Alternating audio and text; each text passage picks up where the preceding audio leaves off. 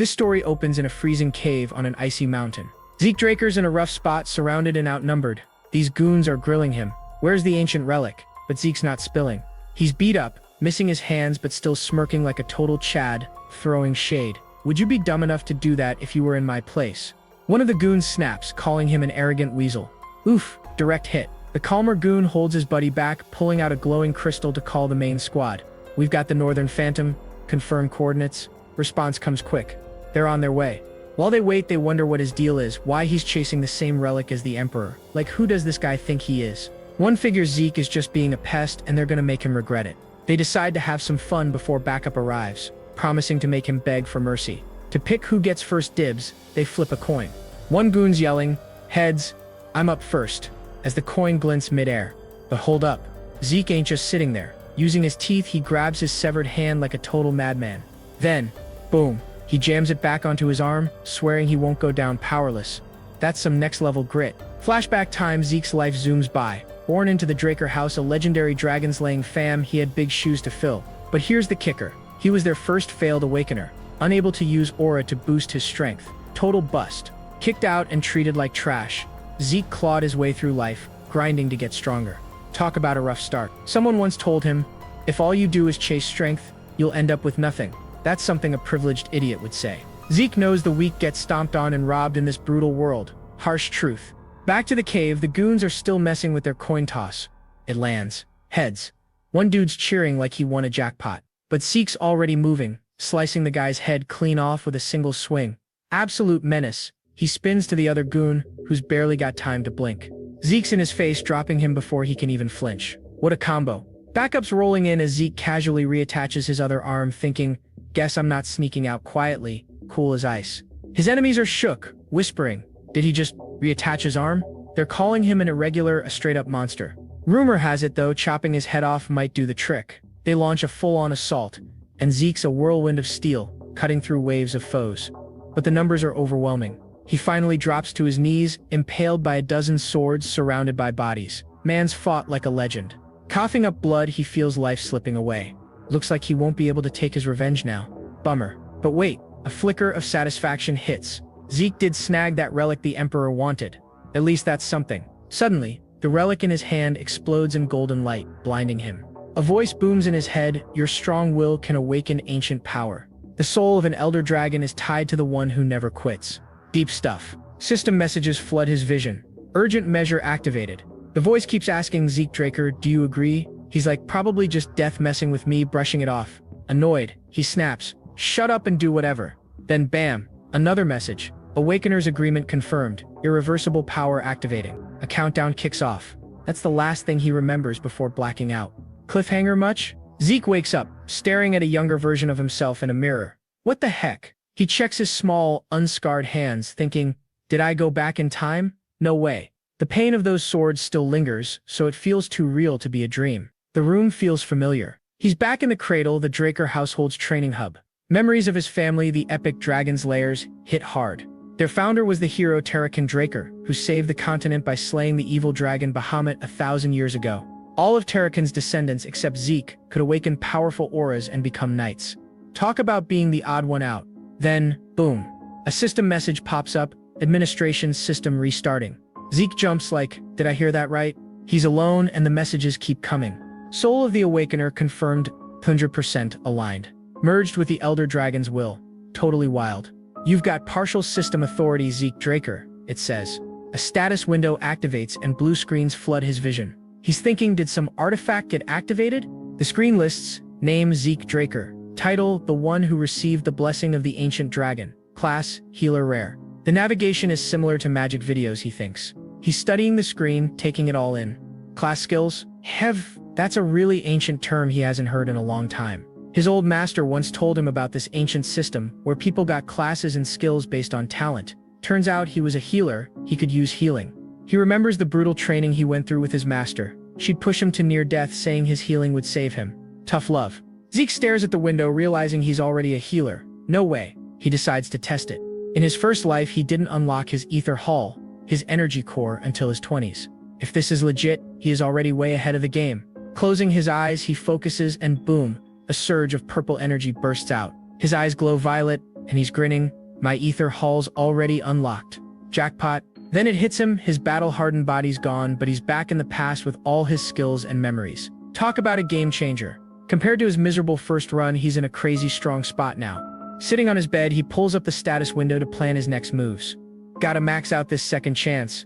But, knock knock, Master Zeke, may I come in? A voice calls. Zeke panics, fumbling with the glowing screen. He doesn't even know how to hide it. Before he can respond, the voice says, I'm coming in, and the door creaks open. In steps Decker, Zeke's intimidating personal servant, glaring with disapproval. You're not prepared yet?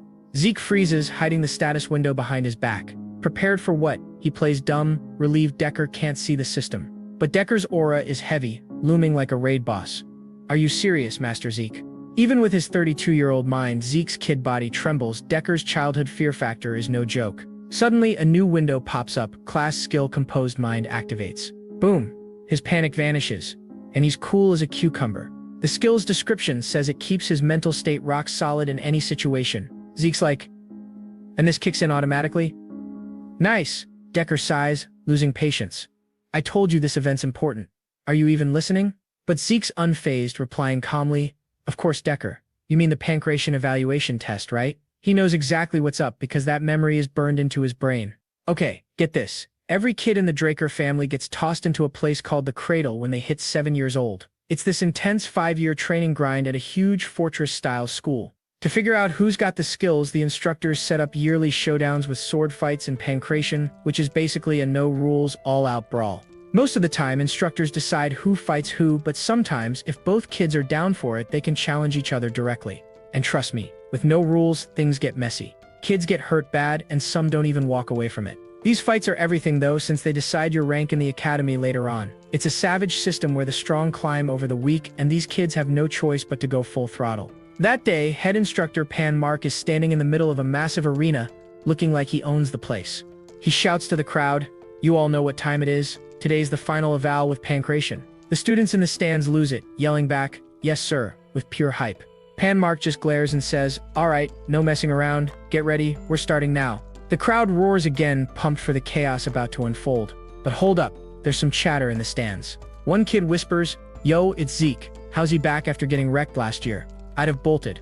Another glances at Zeke standing solo and mumbles, how's this dude even in the main bloodline? Feel bad for him. Zeke catches every word, his face stone cold, thinking to himself, I can hear you clowns. Pan Mark's voice booms again, calling out the first fighters. Aaron, gotta, get down here. The two step into the arena, ready to throw down.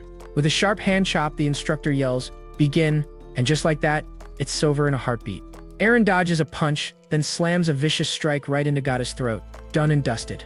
Pan Mark calls it, Gata's out, Aaron takes the win. Zeke's up in the stands, looking bored out of his mind, even letting out a big yawn. He remembers being scared of this stuff as a little kid, but now, these guys are straight up weak to him. His eyes catch another student, some freckled dude with creepy glowing red eyes, cracking his knuckles with a nasty grin. Soon, it's Zeke's turn. Pan Mark calls out, Zeke, Leon, you ready? Leon's all hyped up, while Zeke just mutters a quiet, yeah.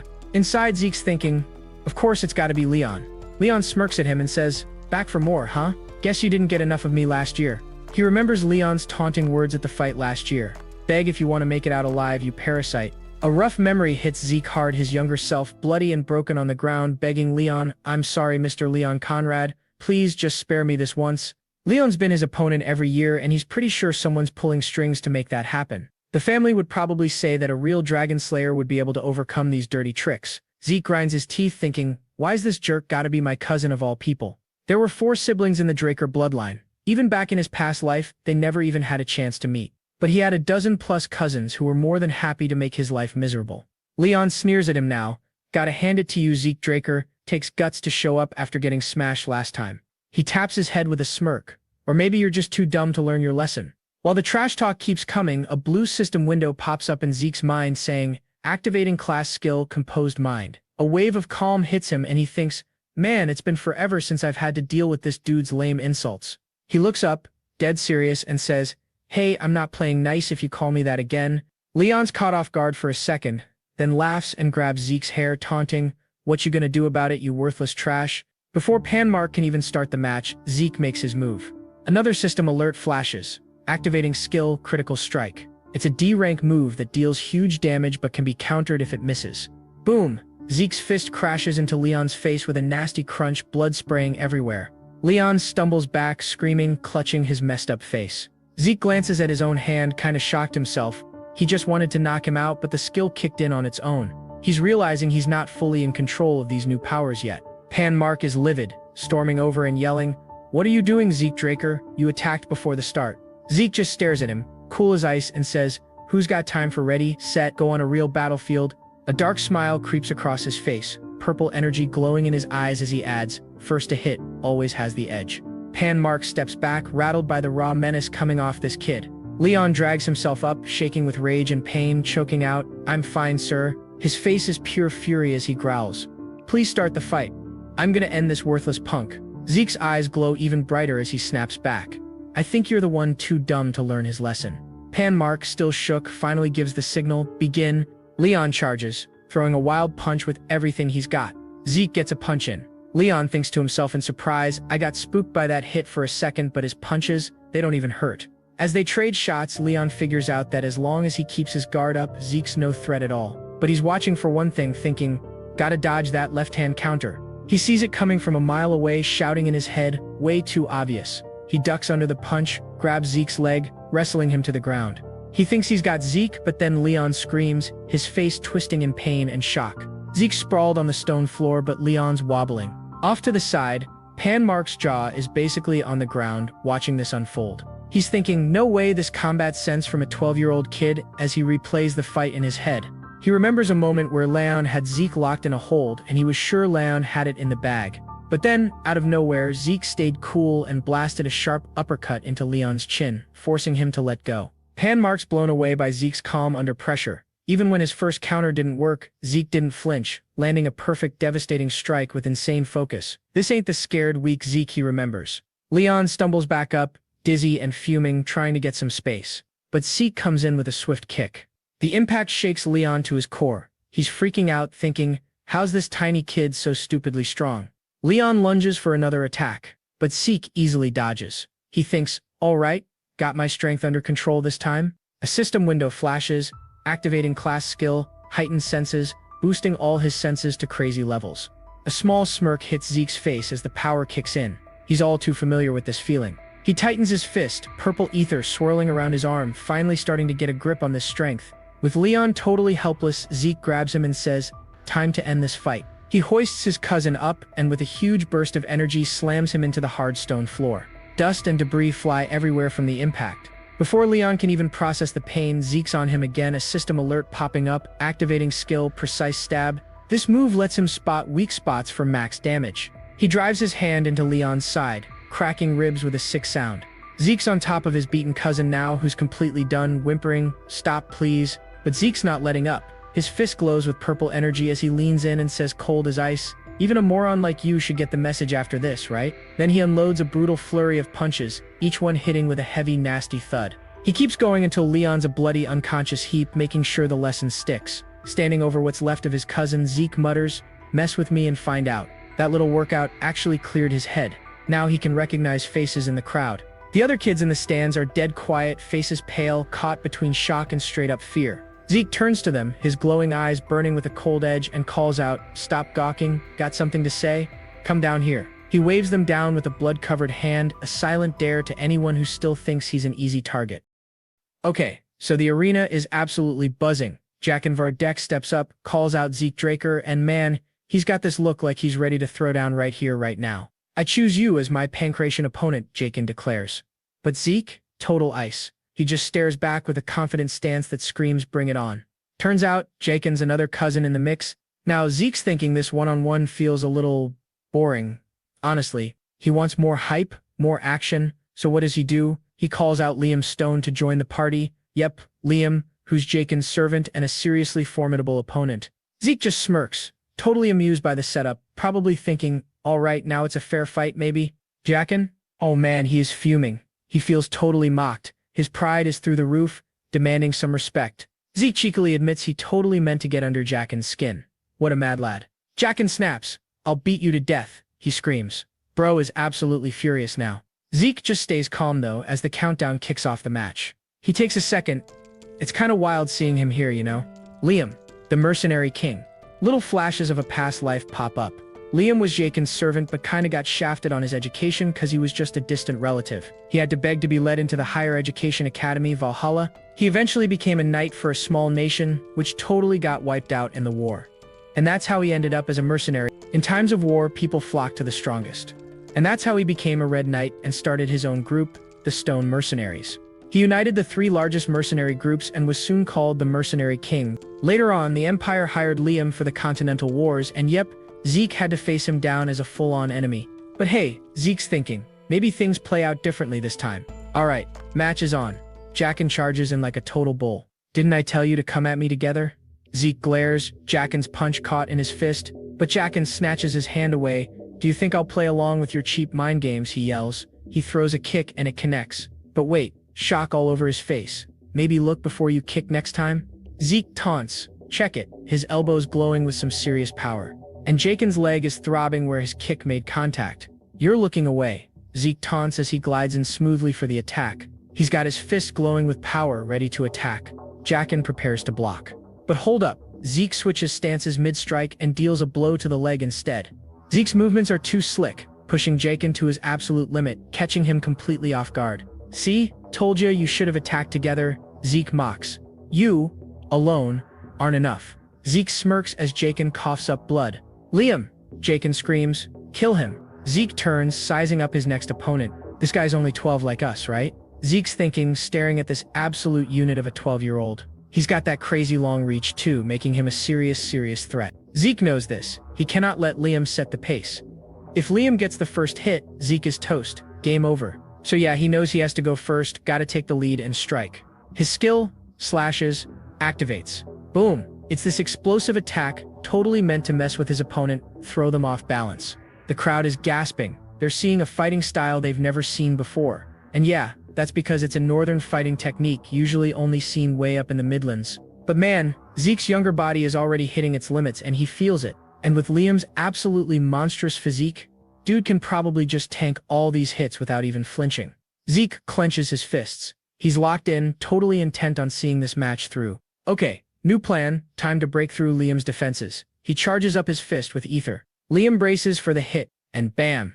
Zeke sends a ball of ether flying bys, but Liam manages to dodge the blow.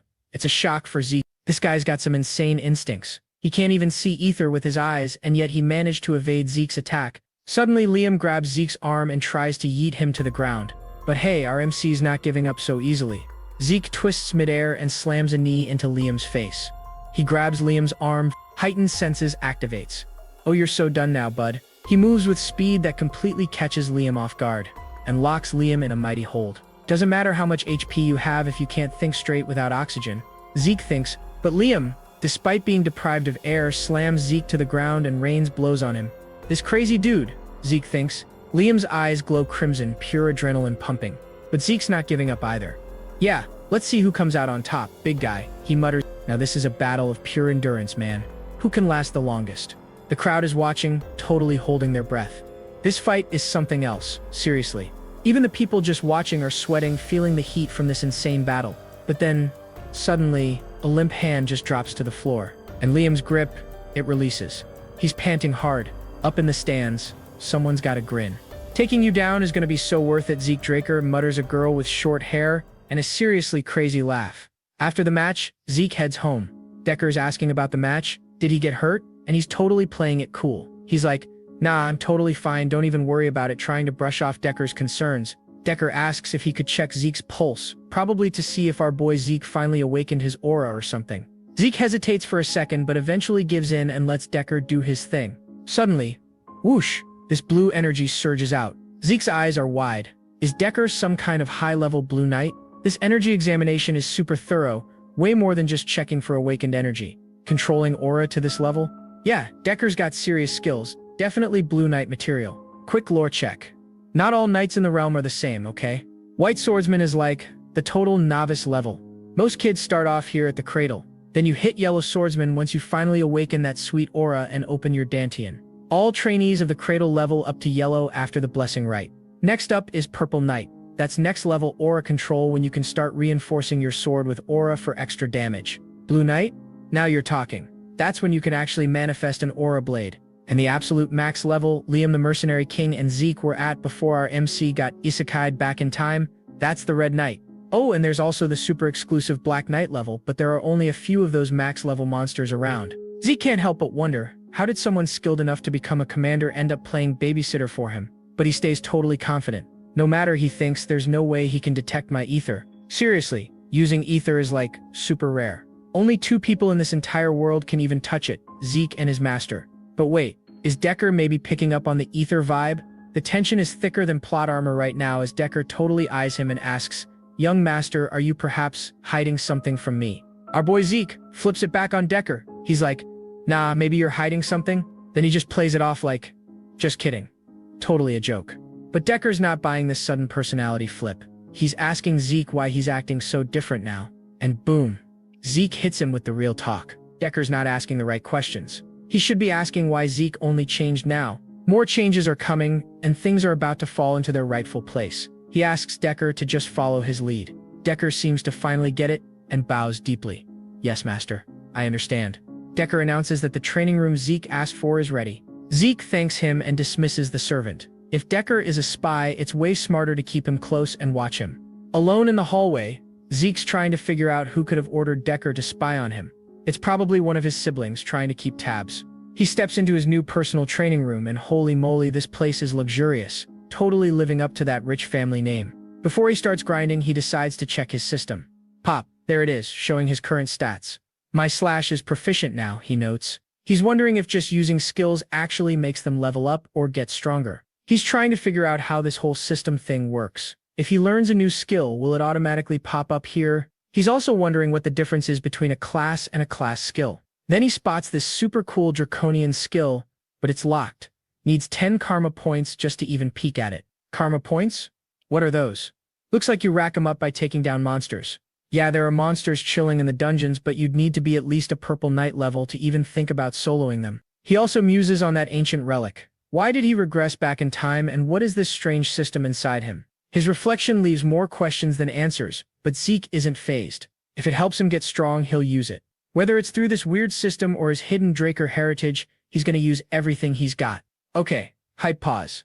Let's do a quick lore dump because this is important. Basically, there are 2 main power systems in this world, the aura of the knights and the mana of the mages. They're total opposites like fire and water, and you absolutely cannot have both inside you. And guess what? Our boy Zeke couldn't awaken either of them back when he was a kid, but during his wandering days, he met his absolute Chad master who taught him about his secret third power, ether, or the energy of nature. His master basically taught him how to harness this cosmic energy. As far as Zeke knows, he and his master are the only 2 ether users on the planet. Fast forward 2 hours, and Zeke is absolutely wiped from training. Like on the verge of collapsing. But then, the status window pops up again, and bam, it activates his healing and recovery skills. Healing? Dude, that's like an ultra-rare S-tier skill. He didn't even know it was possible until he met his master. If anyone knew about his healing powers, they'd totally freak out and probably treat him like some kind of weird outcast. That's exactly why he held back and didn't use it during his epic fight against Liam. He literally had to wait until he was safe back in his room to patch himself up. Even though he's totally spent, he keeps pushing himself until dinner time. He glances at the training room, which is now absolutely wrecked. He has a brief moment of, oh crap, how am I going to explain this mess to Decker? Fast forward a week, and the cafeteria is buzzing. Everyone's whispering about Zeke. Rumors are flying about how he's suddenly become a completely different person. People are seriously wondering if he suddenly picked up black magic or something. The haters and doubters cannot believe this is the same weak kid. But hey, some people are actually hyped, hoping Zeke will stick it to the stronger jerks in the ranks. Over at one table, though, it's a total feast. Someone's slicing into a juicy steak, and the smell is just chef's kiss filling the air. Reina Tarun is just absolutely devouring it with intense focus. Suddenly, this dining table turns into a battlefield of table manners. Owen Zimmons is totally preaching about how important a hearty meal is. You need the energy for the duel, he insists. Okay, tension rising. Jiken, face battered and bruised, totally calls out Owen, asking if he's just trying to piss him off. And Owen's reply, super nonchalant, I was just trying to help. But I guess your inferiority complex is just that bad. And bam, tempers just flare up. A loud, what? Echoes through the entire room. A giant slab of meat goes flying and slams onto the table. Poor steak, a casualty of this heated argument. Reina is clearly not happy about this wasted food. Like seriously, don't mess with her meal. The whole room holds its breath. Everyone's eyes are darting around. What are they even gonna do now about their biggest problem, Zeke Draker? Okay, yeah, the pancration fight was savage, one boy says, totally smugly. But what's he gonna do if he can barely even hold up a sword? Remember? Zeke was so weak with a sword they had to get him a custom-made one because he couldn't handle a regular one. He just got lucky winning that pancration match, Jaken declares. Luck? Reina absolutely flares up. If you actually believe that, she declares, standing up from the table, you have no right to be called Knights of the Draker household. And with that, she just walks away. Alright, buckle up folks. After the pancration match, we're jumping straight into a high-stakes sword duel, and this ain't your grandma's sparring session. Nah, these cadets are using real swords, which means things are about to get super intense like 0 to 100 real quick. This is also the last event for cadets to prove themselves before the blessing rite. That's where the Drakers awaken their sick aura powers, so yeah, stakes are through the roof. Alright, first dude to get called is, you guessed it, Zeke Draker. And does he walk? Nah, he strides in, looking confident as heck. Immediately, the whispers start buzzing. Like, whoa, what's with that gigantic sword he's lugging around? His name echoes through the whole arena. Zeke Draker, someone shouts. And who steps up to face him? Only Reina to run, folks. This chick is a fierce contender, eyes blazing with intensity. And get this, she makes a fiery declaration and picks Zeke as her opponent. Zeke just smirks like, bring it on, and accepts the challenge without even blinking. Seriously though, everyone's jaw drops seeing how easily he handles that massive claymore. Like that thing should not be that simple to wield. As they face off, Reina immediately senses it. Bro is not the same dude from before. There's just something different about him now. His whole presence, his vibe, it feels bigger. She's gritting her teeth, probably thinking, no way, this can't be right. Reina tries to psych herself up, reminding herself she's strong. But hey, even Zeke's feeling the pressure a little. I mean, going up against the future Lightning Knight? Yeah, that's gonna be nerve-wracking. Fun fact, Reina, or soon to be known as the Lightning Knight, was destined to be one of the greatest knights in this generation of Drakers. She was able to awaken her aura even before the blessing rite. But she's been keeping it secret, wanting to focus on her basic fundamentals instead. Talk about dedication. Okay, duel time. With one sharp clap, it's on. Reina doesn't hesitate. She lunges forward, blade flashing like lightning, coming at Zeke with everything she's got. But Zeke? He's just dancing back, cool as a cucumber, dodging these powerhouse strikes like it's nothing. Seriously, neither of them is holding back, and you can feel the energy crackling around them. Zeke suddenly shifts, taking a low stance. He's conserving energy, coiled like a spring, ready to explode. He's actually surprised. Reina is way better than he expected. This duel is definitely not going to be simple. Meanwhile, some joker in the crowd shouts out, telling Reina to just end him in one hit. Guys like Jaken are watching, confused. Why isn't Reina just finishing this? Is she messing with him? But is Reina just toying with him though? Or is our MC holding his own against the greatest knight of the kingdom? Meanwhile, Reina's inside her head, analyzing everything. She's super proud of her skill to spot even the tiniest opening in someone's defense. But here's the crazy part. It feels like no matter how fast she tries to exploit those gaps, Zeke's sword is just always there, like it's applauding her for her attempts. Suddenly, it hits her. This doesn't feel like a real fight. It feels like a training duel. And then the realization dawns, it wasn't her toying with him, it was Zeke toying with her. After that shocker, Reina has to take a step back. You can see the exhaustion starting to show on her face. And get this, Zeke looks totally unbothered, even thinking, so this is how the Lightning Knight fought when she was in the cradle. Her swordsmanship is spot on, but it feels like there's something holding her back. Let's see if I can help her break out of her shell, Zeke thinks. He decides it's time to turn up the heat and push her even further, dropping into that low stance again and advancing. He's moving with crazy speed and precision now, meeting her attacks head-on like a tank. Before she can even think, Zeke is gone. He's moving so fast it's insane. He slashes right in front of her face. Even when she tries to keep her distance, just reacting to his moves is a nightmare. Zeke is just closing the distance like crazy now, hitting her with powerful charges. Then, boom, a sudden strike knocks her completely off balance. Zeke is just coming at her like a full-blown whirlwind. And in that moment, Reina thinks it's all over. But then, a flash of blue light. With one lightning-fast pivot, she disarms Zeke, sending his giant sword flying with a powerful stroke. Okay, so outcome seems clear, right? Reina won the duel. The crowd goes wild. Yeah, that's our Reina. And she didn't even need her aura. They cheer. But hold up. Pan Mark, the head instructor, isn't buying it. He noticed it. At the very last second, Reina used just a sliver of aura. Like a tiny amount you'd barely even see. And that broke her promise not to use her aura until she hit the academy. So yeah, Zeke basically pushed her so hard he forced her to tap into her hidden power just to win. But wait, what? Suddenly Zeke charges again. This fight is apparently not over. And he doesn't use his sword. He punches Reina right in the neck, and blood spurts out. The entire arena goes dead silent. Zeke is standing over a kneeling Reina, blood dripping from her mouth.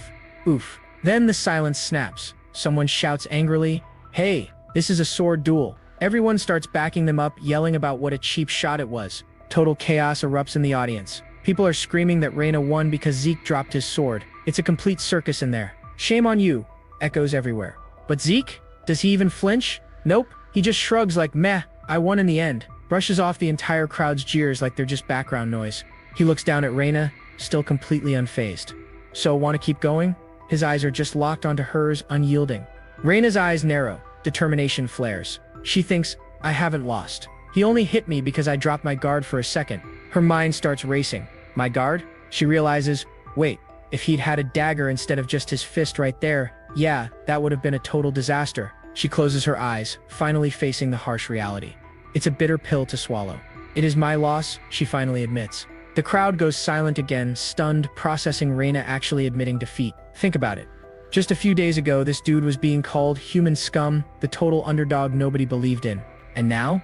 He's standing there gripping his sword with this completely new vibe of authority. The audience is dead quiet, waiting for the official call. Seriously, who saw this coming?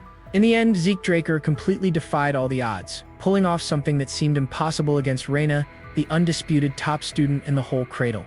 His name rings out as the victor, while Reina just stands there stoic, trying to process this insane defeat. Okay, kicking things off, we've got a total dumpster fire scenario, smoke just absolutely billowing around a castle in chaos. Man, the aftermath is brutal. Wounded soldiers are being carried away, and the ground is just a total mess of rubble and fire. But hold up. Inside one of the buildings, you've got Abel Draker just chilling, sipping his tea like it's a regular Tuesday. Another dude, William, is totally losing it, questioning Abel's sanity. How are you this relaxed when everything is falling apart? Then William gets some major news. He reads a note about Zeke's victory over Reina. Yeah, that just dials up the tension in the room even more. Abel just shrugs it off, casually teasing William about being so serious. But Abel's got a plan forming. How long until the blessing rite? He asks William. He decides it's time for a little visit. His little brother's sudden 180 has got him really interested.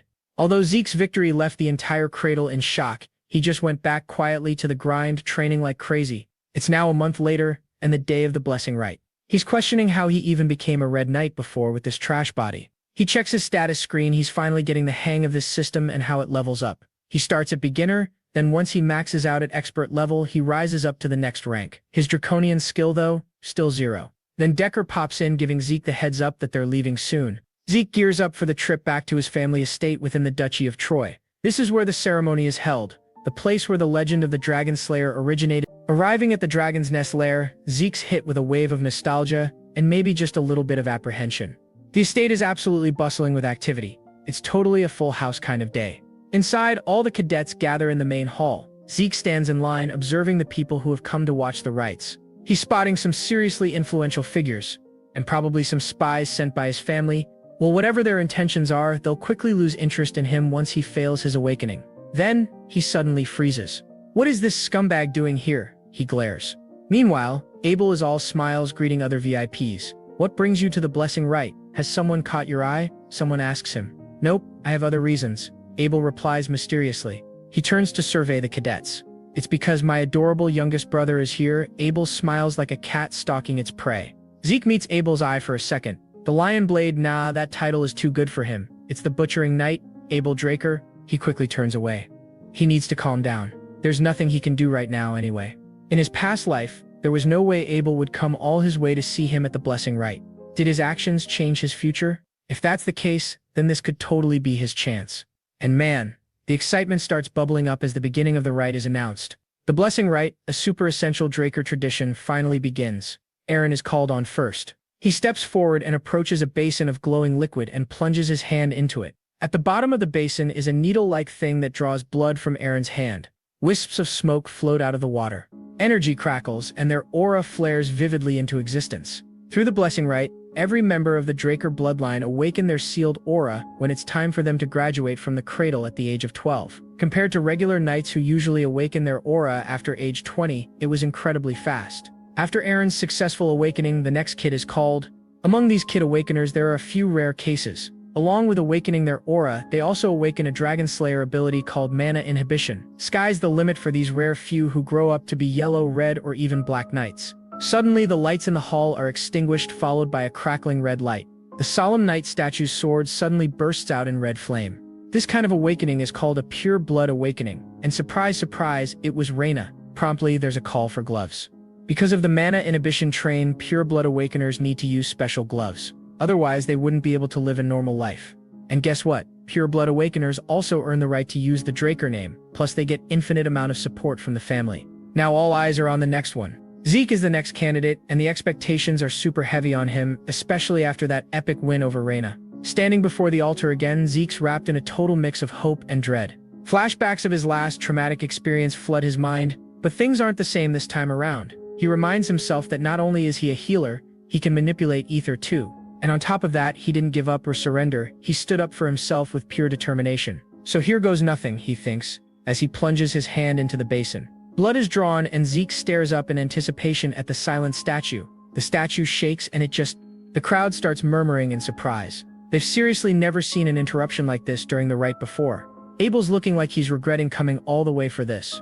Zeke trying to keep his disappointment from showing. He expected some major change from his past life, but he's just left feeling disappointed. Maybe he pushed too hard, got a little too confident. Whispers start running through the room. He failed to awaken? Is that even possible? Man, the disbelief is seriously palpable, and the gossipers are already speculating. Like, did he trick his way into beating Reina? This is such a disgrace, you can hear them mutter. Zeke just shrugs it off. Like, whatever. He decides there are definitely other paths to power beyond just an awakening. Suddenly, out of nowhere, a message pops up to interrupt his thoughts. It's something about some information missing from the identification terminal during class identification. Class info has now been updated using the system's authority. Talk about a major glitch. It's a flurry of pop-ups. The missing information has been found. Class information input is complete. The terminal identifies his talent as a healer, but hold up. Not just any healer, we're talking a rare class healer. Zeke looks absolutely shocked. No way, he probably thinks, disbelief just totally written all over his face. Suddenly, the knight bursts into red light. That's a sign of a pure blood awakening, sparking chatter all around. Something huge sparks in Zeke's mind. A massive connection is made. The ancient dragon's blessing activates, sealed with the user's soul, has been activated. Golden energy starts swirling faster and faster, enveloping Zeke completely. This is drawing eyes from everyone in the crowd. Finally, the terminal makes the big announcement: Talent of Kin, Fighter's Blood has been activated. All these talents are merging within him, creating something totally new, a unique class. Zeke, totally bewildered by this insane display, can only mutter, what the heck? He's unlocked something completely mind-blowingly new, the Immortal class. The hall is absolutely buzzing with confusion over this crazy golden light that just exploded from Zeke. No one saw this coming, not even Zeke himself. He's standing there totally clueless, wondering if this even counts as a pure blood awakening. I mean, it flashed red for a split second, so maybe that's good enough? He can feel the doubts in the air, but he's smart enough to keep quiet. Speaking up now would just mess things up, so he stays silent as a system window flickers to life right in front of him. Meanwhile, the nobles are losing their minds, whispering to each other in total shock. Some are straight up asking if the sword statue is busted. Others are arguing there's no way this is a pure blood awakening since there wasn't any mana inhibition effect. But then, boom. Abel Draker claps his hands loud enough to snap everyone out of it. With this massive grin on his face, he struts onto the balcony looking down at the crowd like he owns the place. He's like, why is everyone so tense? We've got 2 pure blood awakenings in one go. Isn't this a reason to party? The crowd starts murmuring and some nobles are nodding, swapping confusion for this nervous excitement. They're shouting, yeah, that's right, what a blessing. Abel turns to a knight and snaps an order to grab a glove for the newest member. The knight bolts off and comes back with a black glove, handing it to Zeke, who's surprised by how heavy it feels. The ceremony moves on to the next person, and Abel shoots Zeke this sly little smirk. Zeke sees right through it though. Abel's clearly trying to play this situation to his advantage, but accepting help from a guy like him? Man, that feels downright gross. The head instructor Pan Mark wraps up the blessing rite and announces a big celebration party for everyone. Zeke though? He's got zero interest in partying. He's itching to find a training room and figure out what in the world is happening to him. But just as he's trying to sneak off, someone calls his name. Zeke freezes. He knows that voice instantly. It's Abel, strolling right toward him. He's like, where are you slipping off to so early in the party?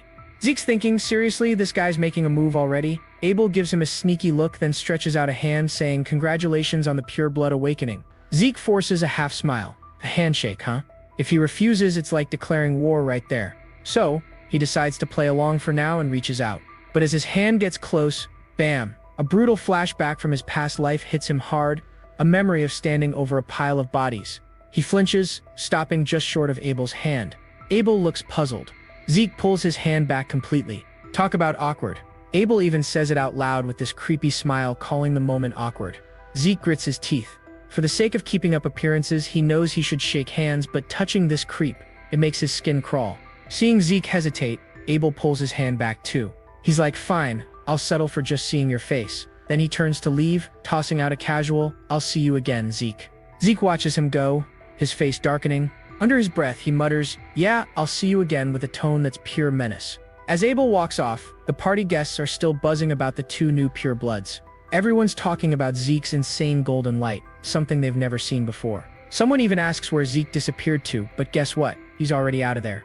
Zeke finally finds a private room, breathing a sigh of relief as he peels off that stuffy uniform. He's pacing around trying to piece everything together. How is he okay? Every pureblood awakening is supposed to come with mana inhibition. It's kind of a symbolic ability that shows you are on the opposite side of the dragons, the source of all mana.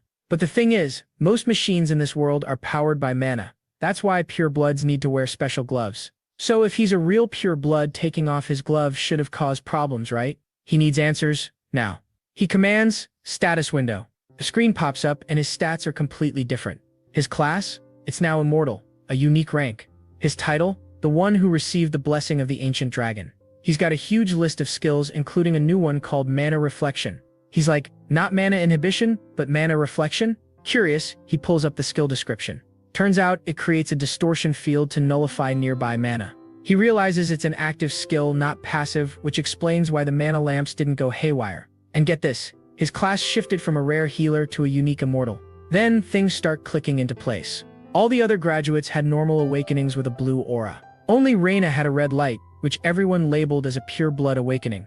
Zeke remembers his light started red too, but then it switched to gold. He recalls a system message saying the classification terminal lost critical information. The classification terminal was at the bronze statue. As soon as the system manually updated his class info, and that's when the statue froze and then glowed red. Zeke slumps into a chair, running a hand through his hair, groaning, man, so that's what happened. The bronze statue doesn't just check if you've awakened or not, it figures out the user's class. Red light means a rare class, and gold means a unique class. That statue is an ancient relic, older than the Draker family, from a time when the whole concept of class still existed. And now, because no one in this age remembers the ancient knowledge, they just use it as a basic awakening checker. For generations, his family has been mislabeling the red light and taking it as a sign of pure blood awakenings. He can't believe no one ever figured this out. Then he spots something new. He's got karma points now, 100 of them, and his draconian skill is ready to unlock for just 10 points. Did he get it back then at the hall? He doesn't waste a second saying let's try it as he taps the yes option on the prompt. A skill tree opens, showing off new abilities like Dragon Eyes, Might of the Dragon, and Devour. Leaning back, he's thinking Dragon Eyes and Might of the Dragon sound straightforward and useful. But Devour? It lets the user eat and digest a ton, apparently. And it costs a massive 50 points? Nah, he's playing it safe. Better to grab something obviously good than gamble on a weird, pricey eating skill. Zeke doesn't hesitate, spending his karma points to unlock two new draconian skills, Dragon Eyes and Might of the Dragon. Leaning back in his chair, he figures Might of the Dragon sounds like it could blast a hole through the mansion, so he opts to test the other one first. The system chimes in, activating Dragon Eyes. Instantly, Zeke's left eye lights up with a golden glow, magic circles swirling in his iris. He taps his foot, looking around the room, kinda underwhelmed at first. He's thinking, I expected more since it promised detailed info, but nothing's different. Then, boom, it hits him. A wicked grin spreads across his face as a golden flame bursts from his eye, and he laughs, saying, this doesn't even make sense. His vision goes nuts, zooming past the moon and stars like they're right in front of him. He can see the entire estate, even the ceremony statue, in perfect detail from his room. This skill is beyond useful. And that's not all. When he focuses on objects, a prompt pops up, asking if he wants detailed information. He mutters, detailed information? And just like that, blue windows flood his view, labeling every item in the room from the Mycenaean candle stand to the Luverne dynasty desk, even the ceremonial dress he ditched. The sheer amount of info is overwhelming, and a sharp pain stabs through his head. He staggers, grabbing the chair for support. Gasping, he says, ugh, are all draconian skills this draining? Before slumping into the seat, totally wiped out. Right as he's catching his breath, another notification pops up. It says, class skill activating, healing factor, vigor recovery activated. A purple aura wraps around him and he feels his energy coming back. Confused, he thinks, what? I didn't mean to use healing. He pulls up his status screen again and it dawns on him. Scrolling through his skill list, his eyes go wide. All his class skills have turned into passive abilities, and they've leveled up by 1. Healing factor isn't something he has to cast anymore, his body just fixes itself on its own. He shouts, "This is way too broken," with a huge, excited grin. He thinks back to his past life, where healing was strong but limited, something you couldn't just keep using, especially on fatal wounds. But this new healing factor? It's called infinite. He's got to test it. Grabbing a fruit knife nearby, he braces himself. With a deep breath, he drags the blade across his forearm, carving a deep, bloody gash. Blood drips to the floor, and the system announces the skill's activation. Before he can even feel the full sting, the wound seals itself shut, leaving flawless skin behind, not a single scar. He whispers, "No way," in total awe. Leaning back, Zeke thinks about what's next. The academy program is supposed to take 5 years, but he decides he's not waiting that long. With power like this, he's finishing it in 2. Alright, fast forward to spring. We're at Draker Academy, the absolute top-tier night school on the entire continent. Any aspiring knight would give an arm and a leg to get into this school. It's the start of a new term, and the newbies are flocking in, excited on their first day. Zeke Draker strolls in, observing the crowd. Students at the academy are all trained to perfection, they're already like adults. But even they are no match to the kids from the cradle. The cradle kids are all kids from great families, and it seems like they've started to establish their own little kingdoms here already. What a rotten family, Zeke thinks. The whole Draker power structure is basically a bunch of branch families supporting the main god-tier Draker family. Among them, 3 families have the most influence. You've got the Turun family, famous for their raw power, with Reina Turun repping them. Then there's the Zimmons family, the brains of the operation, led by the super chill Owen Zimmons. And finally, the Vardek family, who are loaded with cash, with Yakin Vardek as their golden boy. Seeing these heirs already acting like they own the place just makes Zeke smirk. But hey, he figures it's not his problem and just dips out of the crowd. He's heading for the high-class dorm, the Platinum Mansion, and this place is seriously next level. Zeke thinks to himself, man, it must be nice being a purebred. The mansion is basically a 5-star hotel with its own private training hall and a massive library. It's so exclusive that even the kids from the great families can't just waltz in. But for a pure-blood awakener like Zeke, there's a special perk, the title of Floor Master. That means he gets an entire floor, the Platinum Floor, all to himself. The second he steps onto his floor, a maid is there to greet him. An entire line of staff is waiting, bowing down in perfect sync.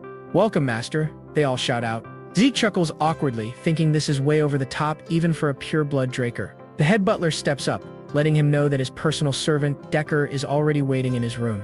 Inside the ridiculously fancy suite, Decker greets his young master. Turns out he's got a delivery. Zeke is actually pretty hyped to see what it is. Decker busts out a brand new pair of mana-suppressing gloves, way better than the temporary ones he was using before. Zeke slips them on, feeling the quality. Now that he's got some proper gloves, he decides he needs a new sword to go with them. Decker totally agrees, saying it's a great idea. The Duchy of Troy is right next to the Giant's Mountain, so it's loaded with top-shelf iron and master craftsmen. They say every single academy graduate's first sword is a Trojan-made blade. Decker offers to find a solid craftsman for him, but Zeke cuts him off. "Nah, I've already got someone in mind," he says. He jots down a name, Galleon Halbert, and tells Decker to book an appointment. Decker's never even heard of the guy, but says he'll get on it right away. Before he leaves, he hands Zeke a stack of papers, reminding him that classes start tomorrow. "Always nagging me, yeah, I get it," Zeke sighs. Now he's alone in his massive suite, and Zeke glances over the papers. He realizes that since the Platinum Floor is completely cut off from everyone else, he's got total privacy. This is the perfect spot to secretly level up his draconian skills without anyone knowing. Just then, there's a knock at the door. "Come in," he calls out. A maid walks in with a message. "Floor Master Reina has sent an invitation to dinner." "Reina?" Now Zeke's interested. "Lead the way," he says. He gets led to this outdoor terrace where Reina Turin is waiting, and she's got her whole crew with her. Zeke can't help but think it's kinda cute in a weird way. "Are you guys running some kind of southern cartel or something?" he thinks to himself. Reina, as the floor master, gives him a formal welcome. She even apologizes for her family's weirdly intense habits. Zeke thanks her for the concern and takes a seat. They agree to talk business after they eat. While they're eating, Zeke is totally analyzing her. She's known as the Lightning Knight, and he can see her perfectly controlling her aura. Looks like she's already gunning to become a Purple Knight. So he's thinking, if she's that good, why is her sword style so completely stuck? It's a total waste of all that talent. After Reina absolutely demolishes a huge meal, she gets straight to the point. Accept the Turan family support, Zeke Draker. She just says it, straight up. Zeke finds this hilarious. He reminds her they're both pure-blood awakeners, so what's the deal? Reina just shakes her head, telling him he's got it all wrong. Yeah, they get perks like the platinum floor, but that's where it stops. They don't get any special treatment when it comes to actually getting stronger. To really get to the top, they need access to the Academy's secret knowledge and personal trainers. Without a support family backing you, even the richest student is going to get left in the dust. She points out that even Abel Draker, a pure blood just like them and the current Black Knight, needed the help of his mom's side of the family, the Zimmons, to get where he is. Then Reina plays her ace. She doesn't know the why, but she knows that Zeke isn't getting any support from his mom's side of the family. She leans in close, her eyes burning with intensity. I will say this one more time. Accept the Turan family's support, Zeke Draker. Zeke just smiles, a playful, almost mocking look in his eyes. No, Reina is completely stunned. Why? Why? She stammers out. Getting our support is a good deal for you, there's no downside. Zeke just leans back, totally relaxed. It's not about that. I just don't need anything more than what I already get as a pure-blood awakener. He stands up to leave. It's not much, but in return for the good meal, he says, walking away, I'll give you one piece of advice you desperately need right now. He stops, and just barely turns his head. Your sword has way too much strength behind it. Reina completely freezes up. Zeke keeps going. My guess is you're too worried about what those guys think. He raises a hand and calls a light breeze. Listen well, Reina. As he leaves, Zeke lays it all out with a confident smirk, green leaves swirling around him like a storm. He tells her that her real strength isn't just raw power, but the flow that comes from her super flexible body. Stop trying to block attacks head-on and just crush people with force, he explains, slicing the air with his gloved hand.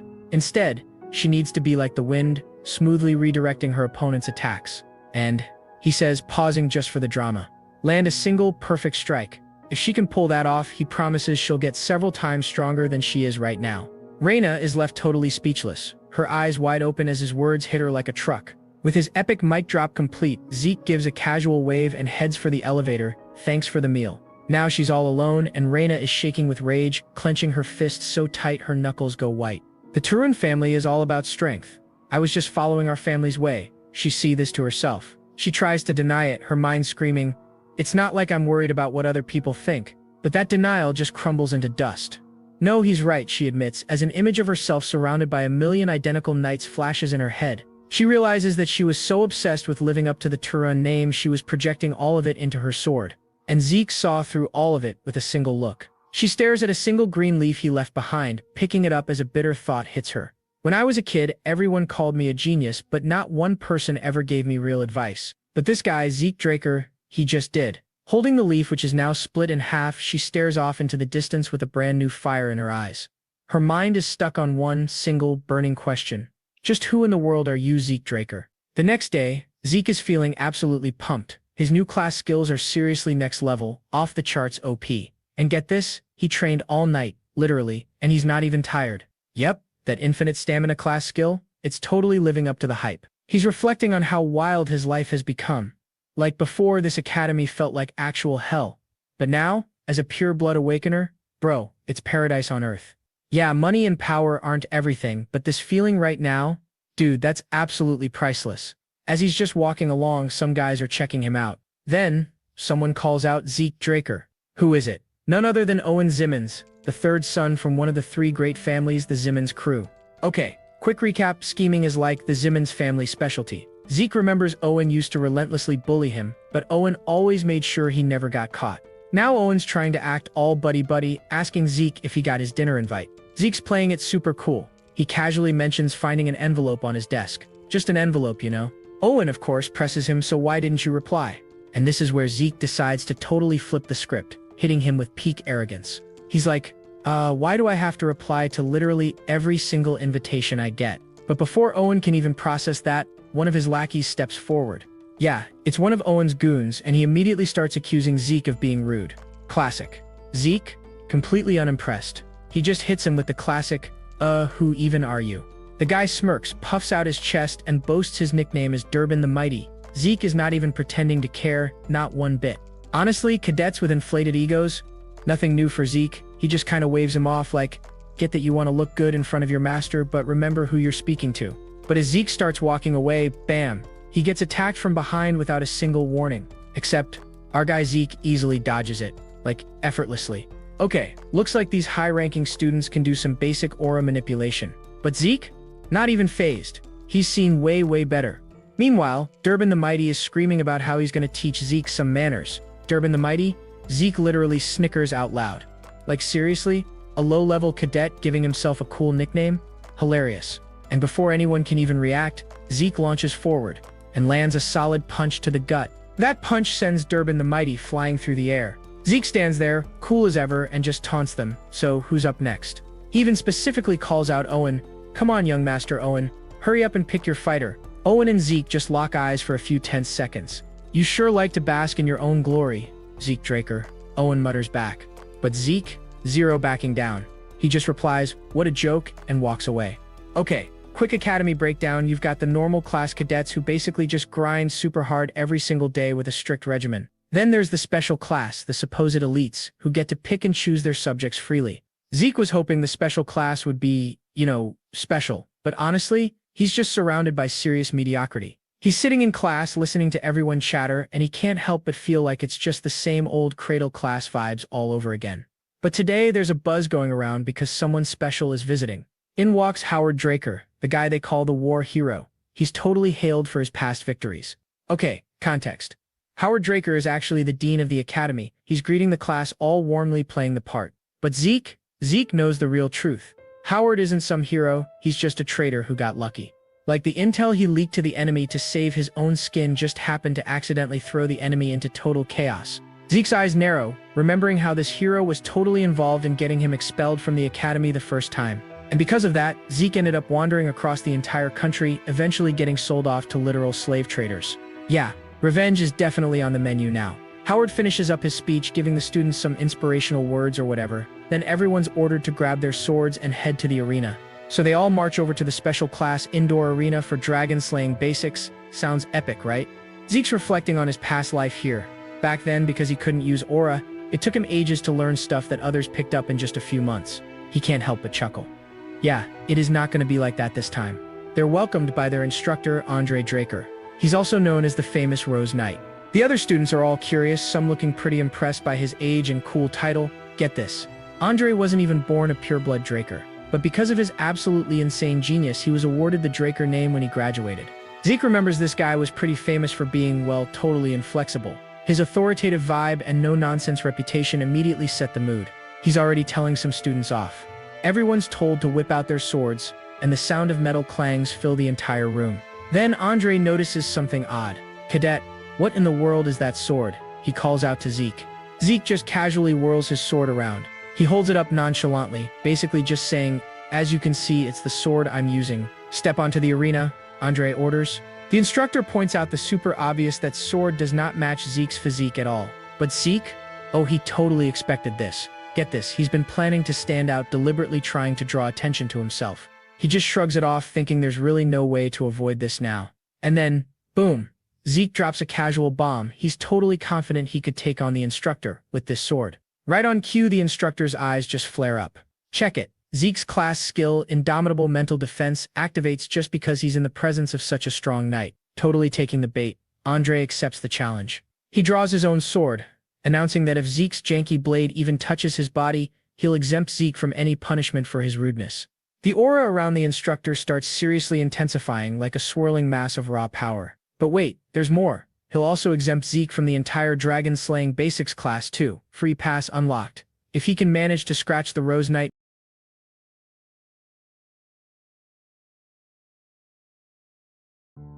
And get this, Andre doesn't plan on using his aura in this fight.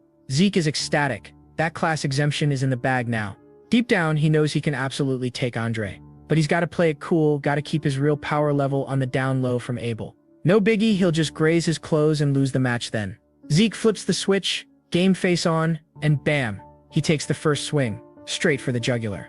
Their blades are just blazing, every single swing, every block is packed with insane strength. Andre looks like the picture-perfect knight, matching Zeke move for move. Our boy Zeke is like, okay, maybe this isn't going to be as easy as I thought it would be. 30 minutes in, and Zeke hasn't even put a scratch on Andre.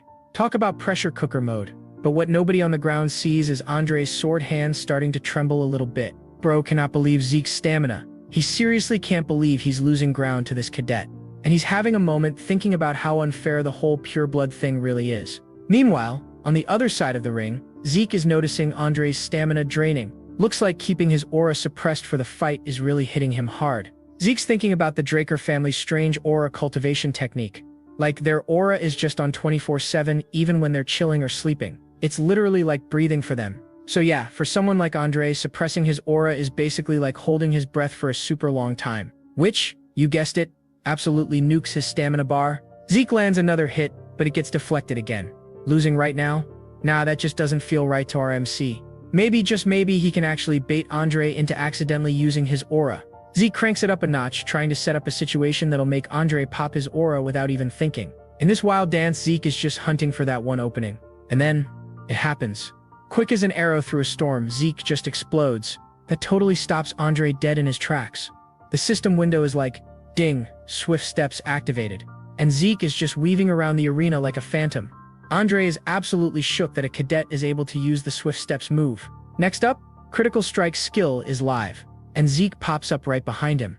Andre barely has a millisecond to even react. He counters purely on muscle memory, on pure instinct, and unleashes his dragon-slaying arts, Sky Slice. Folks, this is exactly what Zeke planned, and he takes the hit with a smile. Waves of pure force just rip through the air. The tension is so thick you could cut it with a knife. The bystanders, they're totally mystified, their shock is just radiating. Zeke, holding his now totally cracked weapon, is gritting his teeth against the pain that's shooting through him. But his healing factor is already doing its thing. He's thinking, okay, now I can finally collapse, breathing out that sweet relief. And down he goes, totally spent from that epic duel. Andre is giving Zeke the nod, acknowledging his skill. Everyone is seeing the ripple effect this one cadet is causing. As the dust settles, the verdict is in: Zeke is officially exempt from more classes. Any other takers? Andre calls out, and you know what? Silence. Nobody steps up. With his eyes practically burning, Andre just goes right back to lecturing the class. A little while later, over at the infirmary, Zeke is thinking back on how he did. Even though he got smacked down, he's feeling pretty good about it. Yeah, he didn't actually land a hit on Andre, but his real goal was baiting him into using that aura. And that, my friends, counts as a major win. And getting out of those extra lessons? That's just the cherry on top. Then, it hits him. Andre's last strike. That was like the most basic move of the dragon-slaying arts. But because it came from a high-ranked Blue Knight, the force was absolutely insane. But Zeke's got that quiet confidence, knowing that at his current power levels he can take down even a Blue Knight. He's dreaming bigger though. He wants real freedom, not just barely surviving. And for him to attain that, he needs power that's totally, utterly unrestrained. The kind of power where he doesn't have to bow to a single soul. Suddenly, his awesome daydream gets totally interrupted by some boozy dude hovering over him. So you're Arthur's youngest son? He rambles drunkenly.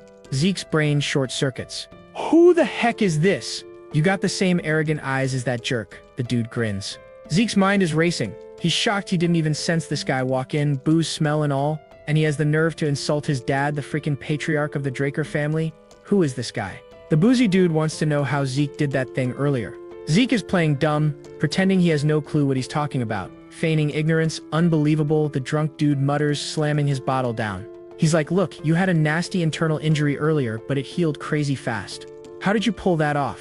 Looks like this guy totally caught on to Zeke's healing power. Our boy is officially on guard. Zeke's defenses are kicking in hard. He cannot let this guy learn too much. He's locked in, absolutely determined not to let anyone figure out his secret.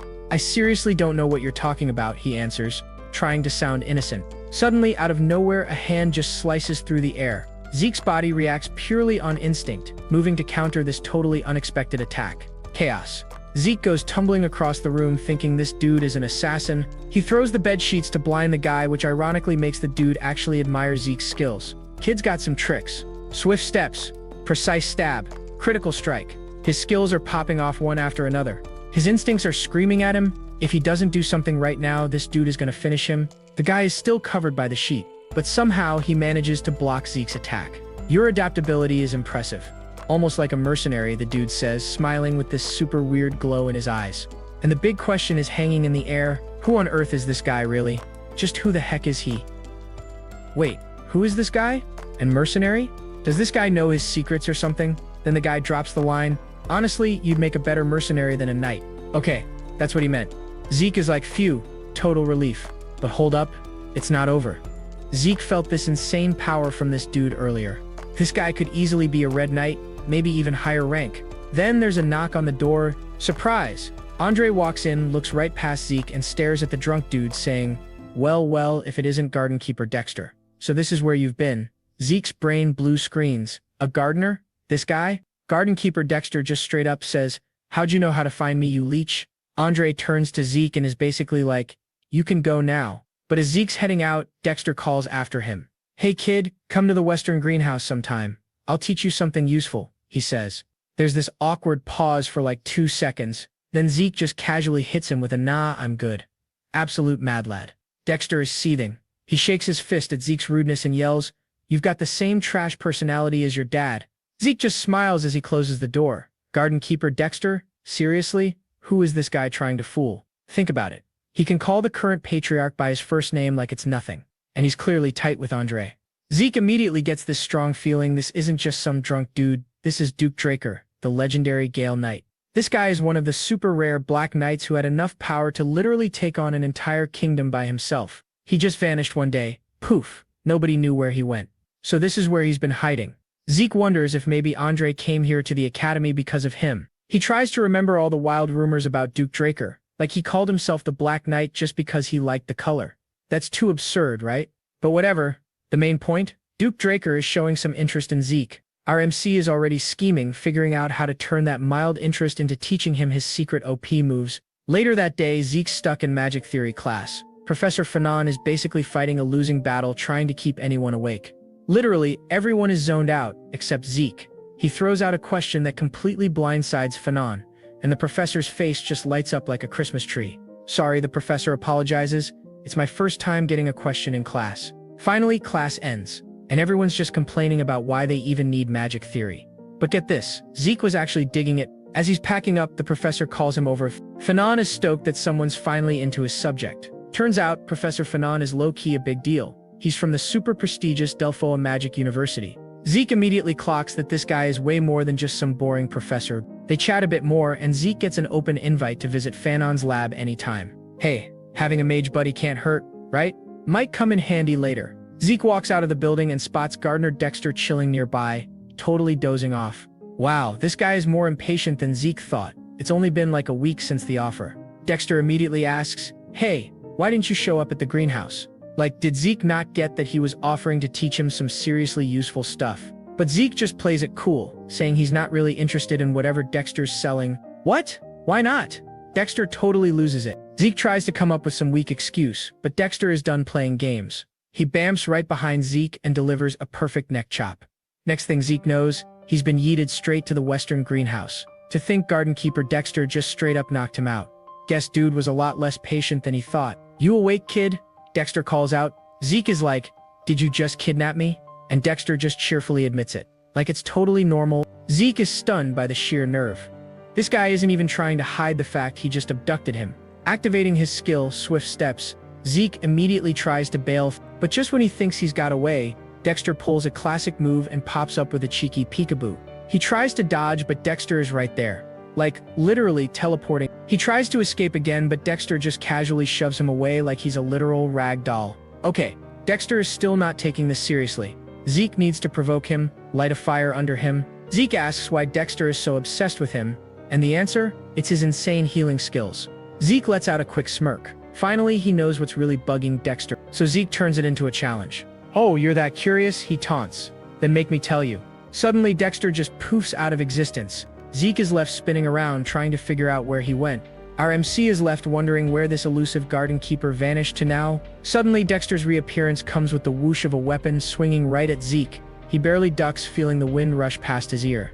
The weapon attacks are relentless, but Zeke is dodging and deflecting like crazy, using every bit of skill he's got. Zeke's fists are clenched, ready to go. He's moving fast, feet pounding the ground, getting ready for this totally unpredictable sparring match. He somehow manages to ask, totally calm despite everything, what exactly are you doing? Dexter replies, well, you told me to make you answer, but that's too easy. How about a bet? Here's the deal. If Zeke can just touch any part of Dexter's clothes, he gets a wish.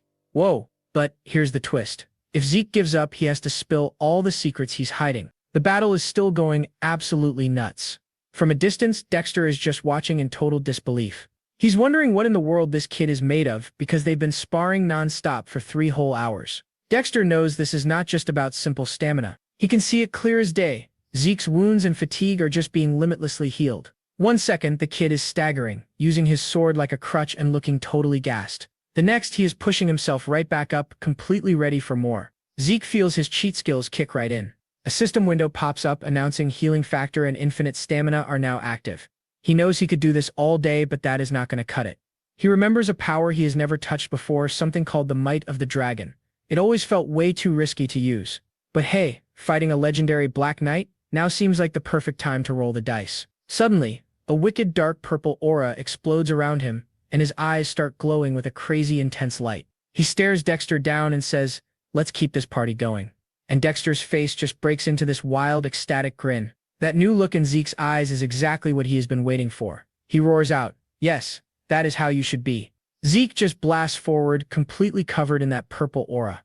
A new skill, Swift Steps, kicks in, shooting him forward at high speed. He lets loose a storm of attacks, moving way faster than he was a second ago. Dexter just smirks, batting away every single blow like it is nothing. He notes that while the kid is fast, it is nothing compared to some of the other people he has faced. But the thing that is really getting him hyped is the pure, burning spite in Zeke's eyes. Dexter thinks, his spite goes beyond simple tenacity. I absolutely love it. Deciding to get serious, Dexter's hand begins to glow with a faint blue light. He's decided to use his aura. Meanwhile, Zeke's draconian skill, Might of the Dragon, is already fired up. Dexter's eyes widen as a golden dragon-like pupil flashes above him and Zeke's sword is aimed right at his face. He effortlessly blocks Zeke's next sword strike, breaking the sword. The impact sends a shockwave ripping through the air. Even the mercenary himself is stunned by Zeke's power, muttering, "What just happened?" Suddenly, Zeke kicks up a huge cloud of dust, trying to blind Dexter. Dexter just stands there calmly in the middle of it all, thinking the kid has just made it harder for himself to see too. He could not be more wrong. In an instant, Zeke is right behind him, his sword ready to end it all. A system window pops up for Zeke, announcing his draconian skill, Dragon Eyes, has activated. With this skill, he can see through the dust. The sword is aiming for Dexter, Doubt. Zeke slashes, but, "What's this?" It goes through him. Then, in a crazy gust of wind, Dexter just disappears. Is this Dexter, Duke Draker's secret move? Zeke can only stare in total shock. A single dash just created a literal windstorm. Is this why he is known as the Gale Knight? Suddenly, a voice speaks from behind him. "What?" Zeke yells in surprise. "Let's just call this a draw, kid," Dexter says as he slams a vicious palm strike right into Zeke's chest. The sheer force sends Zeke flying through the air. He spits out a mouthful of blood while his sword goes tumbling out of his hand. He slams into the ground hard, his body finally giving out on him. A system alert flashes in his head. Due to excessive skill use, your fatigue has surpassed the acceptable limit. Lying there in the dirt, all Zeke can get out is, "Wow, like master, like disciple, really." Then a final, critical warning pops up. For your safety, your consciousness will be forcefully shut down. His vision starts to blur and the world goes black as he sees Dexter's distant silhouette. Zeke groans as he wakes up, a super fancy ceiling slowly coming into focus. This is my room, he realizes. Did Duke bring me here? He flops back onto the bed, totally frustrated. I almost won. He sighs before admitting, as expected of a Black Knight. He starts replaying the fight in his head, breaking down his whole strategy. The plan was to wear Dexter down with constant attacks, then use Might of the Dragon to make an opening and finish it with his dragon eyes. But obviously that was not enough.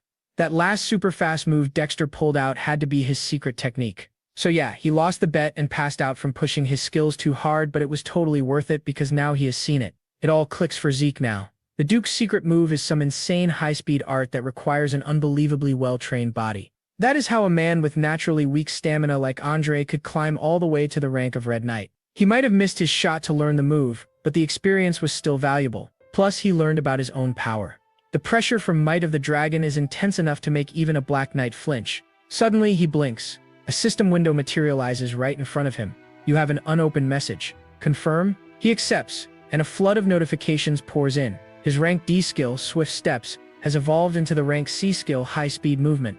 Another message explains that his soul has developed because he showed such a strong will, activating more of his system's functions. He can now use karma points to unlock new features. There are a lot of new options to purchase, like a mini-map for 20 points, an inventory function, also 20 points, and also an elementary-level quest book for low-ranking administrators, but that one costs 45 points. Seeing as he only has 40 karma points, the choice is pretty obvious.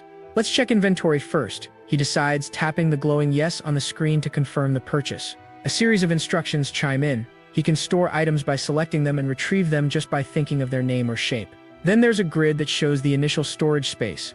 Zeke sits on his bed, puzzled for a moment. Select the item I want, then it clicks. He activates his skills just by thinking about them, so this must be the same principle. He grabs the heavy claymore leaning against his bed, focuses his mind, and repeats the command, save, save, save. In a flash of blue light, the massive sword dematerializes right out of his hands. He looks back at the system window, and sure enough, a tiny icon of his claymore now sits in the top left corner, taking up 2 of the available slots. He tests the retrieval function, simply thinking of his sword. Instantly, it materializes back in his grip with another flash of light. A grin spreads across his face. This is way better than just a subspace storage. He remembers his past life, lugging around expensive artifacts and gear, always struggling with where to put everything. Now, he has a pocket dimension he can upgrade with points. He scoffs at his low-rank administrator title, wondering what insane abilities he'll get at higher ranks. He grips his sword, his face grave. These points are valuable, so he can't waste them recklessly. He will have to carefully plan his progression from here on out. Just then, a knock comes from his door. "Can I come in, young master?" a familiar voice asks. "It's Decker." "Come in," Zeke replies. Decker enters and informs him that he's got a message. When Zeke asks who it is from, the butler specifies it is from someone who called himself Garden Keeper Dexter. The name makes Zeke jolt in surprise. A sly smirk creeps onto Zeke's face as he takes the note. It is a hastily scrawled message from Dexter. "Kid, if you want to challenge me again, come whenever." Zeke remembers Dexter's parting words. "Let's call this a draw, kid," and he realizes what the mercenary meant. It was not an admission of failure on Zeke's part. It was an open invitation. The opportunity is still there. Clenching his fist, Zeke's resolve hardens, a determined grin on his face. "I have one more thing to tell you," Decker adds, grabbing Zeke's attention. The butler informs him that he found the blacksmith Zeke had asked about before. Zeke's eyes light up. "Really? When is the appointment?" he asks eagerly. But Decker's expression turns grim as he adjusts his monocle. "There is a problem," he says slowly. "The blacksmith refused the appointment," Decker states bluntly. Zeke is floored. "What? Why?" he yells out in disbelief as the scene shifts to the blacksmith's workshop. The place is a complete wreck, with tools and unfinished swords scattered everywhere. A man with long, dark hair is passed out over a table, surrounded by empty bottles of booze. Decker's voice provides the final, damning explanation: he does not make weapons anymore. Okay, so Zeke hops off the carriage, right? He's checking out this old workshop, feels kind of familiar, like stepping back in time or something. The sign up top says Papnir's Breath. Sounds epic, right? But the place itself? Yeah, it's looking pretty busted these days. He swings open the creaky door, calling out, "Anyone home?" Silence and scattered junk are his only welcome. Now, back in his past life, this dude Galleon, aka the legendary blacksmith of the soul, he actually forged Zeke this insane sword, Graham, as a thank you for saving his life. Graham was called the Sword of Radiance, and it had this crazy ability to swap out ether for aura. This guy was supposed to be the greatest blacksmith on the whole continent. So like, what in the world happened here? This place is a total mess. Galleon spots Zeke. "Huh? Kid? This ain't your playground," he grumbles. Totally dismissive and honestly looking way less sharp than Zeke remembers. Zeke's wondering, why is Galleon so grumpy? What changed? This isn't the legend he knew. But Zeke, he's not backing down. He just casually snags a bucket of water and splash, dumps it right over Galleon, literally jerking him back to reality. "Alright, are you awake now?" Zeke asks with a grin. "I want to know why you rejected my commission," he presses. Straight to the point. Galleon's eyes go wide. "Draker?" he yells. "Yeah, Zeke's name?" That snaps him sober real quick. But man, he still declines. He's totally struggling, like, how can I even craft stuff for other people if I can't even get myself going? He's really down in the dumps about his own creativity. Ah, okay. So even the legend Galleon had a slump like this. Zeke met him when he was already at his absolute peak back then, so he never saw this side, never knew what Galleon went through before all that. He probably didn't want to share his embarrassing past, right? Galleon just spirals deeper into self-doubt, questioning everything. Problem is, Zeke doesn't exactly have time to wait around for this guy to pull himself out of this rut. So Zeke just straight up bellows Galleon's name, snapping him out of that misery real quick. Zeke, totally unfazed, assures him, "Look, I came here to see your failures." Galleon, kinda dazed, just obeys and guides him to the back. There's no doubt about it. Zeke has to get Galleon back on track. The continent needs this blacksmith. Galleon apologizes for the mess. "It's fine, it's charming," Zeke says, trying to lighten the mood. He walks around inspecting all these reject swords piled up. He checks them out, one by one. But get this, none of these are actually failures. They still got that quality like his best work. He pops his dragon eyes and yup, confirms it. Looks like his hunch was totally on point. Hey, is there maybe a problem with your brazier? Zeke questions, which totally surprises Galleon Boar. You have your own unique way of smelting, right? Zeke probes, digging deeper. Zeke breaks down Galleon's whole technique, mixing metals to forge this lighter, way better material. But, the durability? That seems to be the issue. Zeke points out. He even swings his own sword against one of Galleon's rejects, and bam, it just smashes apart, easy peasy. Zeke analyzes it. The problem is basically impurities that didn't get purged during the process. Galleon is absolutely blown away by how Zeke figured out the core problem so fast. Galleon gets that feeling like Zeke might just be the guy he needs, the one who can help him break through. He invites Zeke inside. He had something big to ask him. But first, there was one thing he just had to show Zeke. Galleon presents a blueprint. See this, he asks, showing Zeke his ultimate secret. It's a design for a magic brazier, but it's still unfinished. Man, back in his past life, Galleon only revealed this crazy secret to Zeke after Zeke saved his life. This magical brazier would let you control smelting temperatures perfectly using magic. Imagine the crafting potential. But why haven't you built it yet? Zeke inquires. The most important part of the design involves mana energy laws. And the magic tower? They charge a whopping 10,000 gold just to make that part. 10,000 gold! Galleon figures it would take him like 10 years minimum just to save up that much. Okay, so here's the deal Galleon proposes. Because of Zeke's family and status, he can get this magic brazier made. In exchange, Galleon will craft anything Zeke wants, totally free for the rest of his life. That's an OP trade. Zeke's thinking about that 10,000 gold. Man, even for a pure blood, that's a serious chunk of change. But he just cannot give up on getting this legendary sword forged. Then, bam, an idea hits him.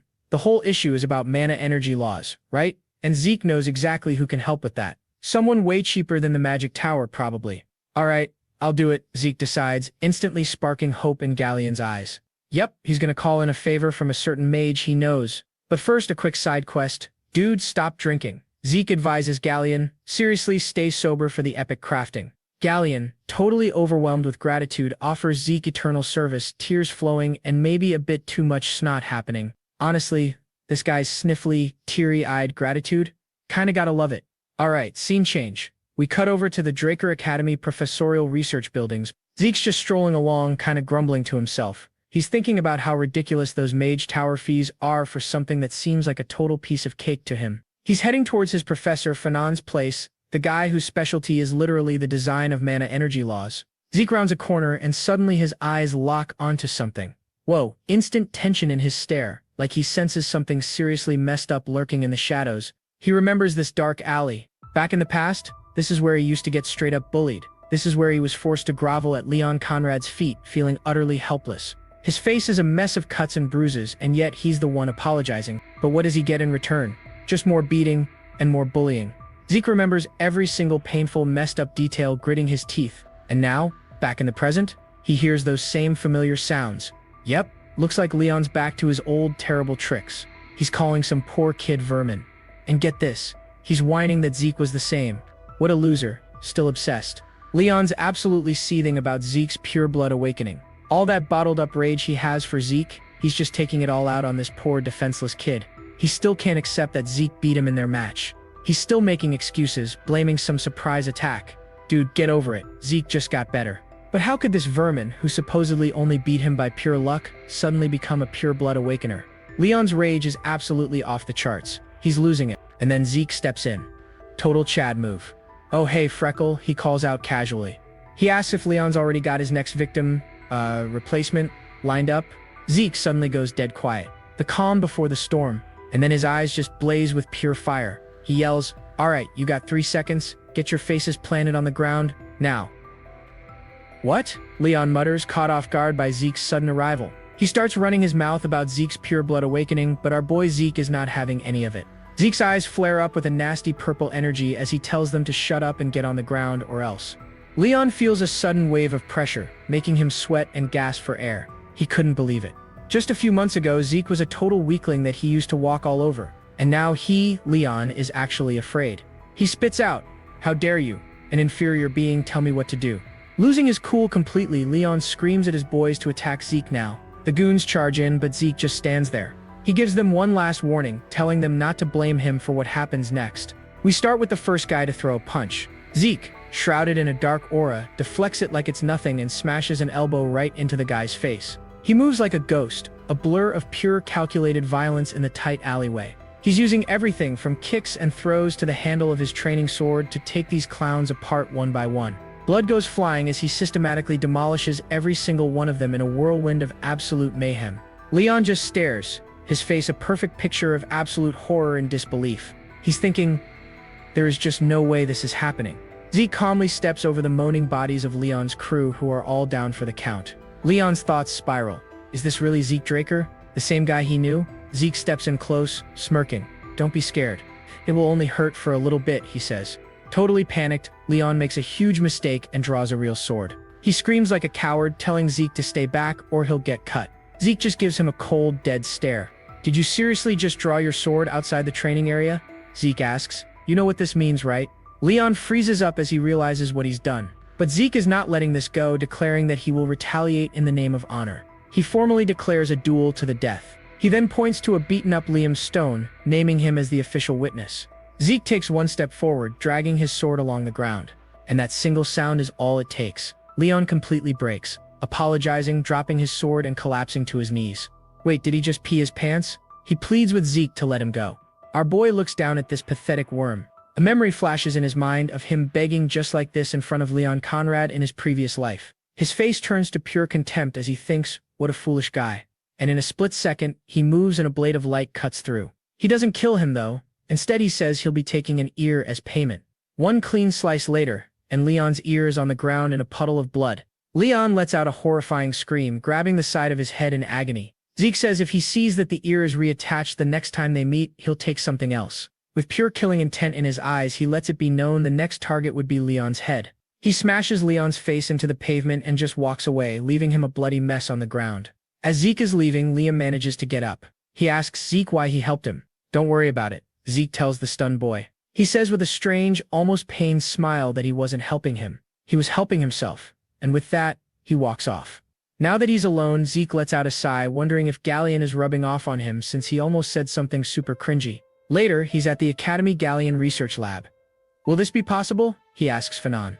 Inside, he unrolls a seriously complex blueprint. Fanon looks over the document, then says it would be better if Zeke listened to the explanation first. The professor says it should be possible to build, but there's a huge problem with the power core. He explains that the design is insane. It needs a tiny core with a massive power output that can be adjusted on the fly.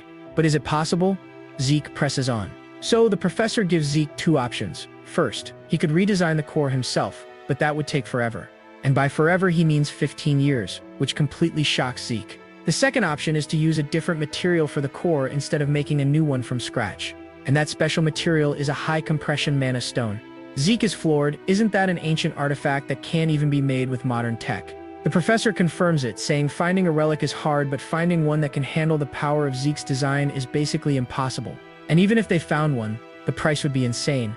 Over 3,000 gold. This news hits Zeke like a truck. 15 years is too long, and over 3,000 gold is a crazy amount. He grabs his head in frustration. He absolutely cannot give up on forging Graham the Sword of Radiance.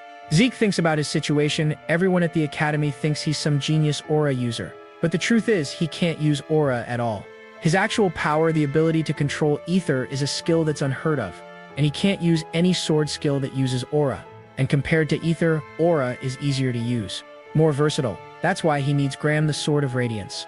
Right now, the path looks impossible. Zeke wonders how in the world he's supposed to get a high-compression mana stone. Meanwhile, the professor geeks out over the blueprints, praising the designer's genius for the efficient and advanced design, surpassing even Golden Age relics. Big brain moment incoming. Golden Age relic? Zeke thinks. A huge grin spreads across his face. He wonders why he didn't think of it before. Zeke tells Fanon to hold on to the designs until he gets back, all his despair totally gone. The professor jokes, asking if he wants him to spend the next 15 years on it, but Zeke just laughs as he heads for the door. He turns back with a confident smirk and declares that he'll bring one. He gives the stunned professor a crazy grin and clarifies a high-compression mana stone, that is. So way back in the day, the world was run by dragons during the so-called Golden Age. Of course, humanity was not having any of that and fought back in a massive liberation war. That whole war finally ended when the absolute legend, a hero named Terrakin Draker, took down the evil dragon Bahamut. And just like that, humanity got a solid 100 years of peace. During all that quiet time, people started digging up relics from an even older period, the age of the Hero King, which was apparently the prime time for magic. They were finding all kinds of insane artifacts and techniques that were light years ahead of anything modern. One of the biggest game changers they found was the high-compression mana stone, a single rock that could power an entire village all by itself. Zeke heads straight for the Drake Central Library, though it's rarely used. It's maintained because it was supposedly built by the hero Terracon. One day, during the expansion of a records room, relics from the Golden Age were discovered. It was such a big haul that the Magic Tower and the Archmage of Nirvana had to be involved in the excavation, and there were countless news articles about it. But that day isn't supposed to happen in another 10 years. So right now, Zeke is strolling through the totally silent Central Library records room. He lets out a sigh, muttering that he could look all day and still never find it this way. But Zeke isn't relying on a normal search. He's got dragon eyes to help him. Instantly, his left eye starts to blaze with a golden, draconic light. Using this new enhanced vision, he walks confidently down the aisles. Then he suddenly freezes, his eyes locked onto the floor. His dragon eyes are picking up a faint, glowing red shape hidden on one of the floor tiles, and he just smirks, saying, "Bingo." He gives the tile a quick tap, and the hollow sound confirms his suspicion that this is the spot. He leaps up, a swirling purple energy gathering in his hand as he chants, "Soul of the Spirit, cut." It basically lets him turn his willpower into a physical thing with properties, like making it cut, which is exactly what he needs right now. The only problem is that it costs a ridiculous amount of ether. He grits his teeth and clutches his head as he feels the power draining him, but the skill actually works. With a loud clatter, the floor tile slides to the side, revealing a dark, hidden staircase leading down. He whips out a torch to light the way and starts heading down. He thinks to himself that the news articles about this place never mentioned it would be this deep, but then he freezes in his tracks. A strange rattling sound is echoing up from the darkness below. Hold on, something is not right, because these ruins are not supposed to be found for another 10 years. He carefully peeks around a corner, wondering if someone could have possibly found this place before him. And then, he sees them. Skeletons. There are two of them just shambling around in the dark, but they are holding shovels and pickaxes, not swords. He quickly realizes these aren't powerful lich's work, so they're basic undead and easy to defeat. The system announces that his critical strike skill is now active. With a brilliant flash of purple energy, Zeke lurches forward and his blade slices clean through both skeletons in one smooth move. As their bones rattle and fall to the floor, a new system window pops up. It tells him that for defeating 2 skeletons, he has earned 2 karma points. Zeke just blinks, completely surprised. He completely forgot that he can just farm points by killing monsters down here. A slow, wicked grin starts to spread across his face. He thinks to himself, wait a minute, this is the perfect opportunity to farm a ton of points. Forgetting all about his original mission, he starts charging deeper into the dungeon, yelling for his lovely points. He starts making short work of all the undead, just smashing through skeleton after skeleton. Every single one he takes down gets him another karma point. Before long, he is standing in a hallway littered with shattered bones, and a quick check of his status shows he is already up to 40 karma points. He quickly skims through his locked abilities, checking out what's on offer. For now, the choice is obvious. He can only purchase the minimap at the moment. The system immediately confirms that the minimap feature has been activated. A simple 2-dimensional map appears in front of him, showing his location with a little red arrow. He is a little underwhelmed, observing that it just looks like a regular magic map. But then he notices a strange button on the map's interface and wonders what it could be. He taps it, and the system dings again, announcing that the minimap has been converted from 2D to 3D. And just like that, the simple map explodes into a full, holographic 3-dimensional projection of the entire ruins floating right there in front of his face. His eyes go wide with excitement. Now that's what you call a sweet upgrade. As he looks over the new layout, he sees that one room in particular is glowing bright red, unlike all the others. He reaches out and touches the red room on the hologram, and a prompt appears asking if he would like directions to the selected grave of the Dragon Slayer storage room. Huh?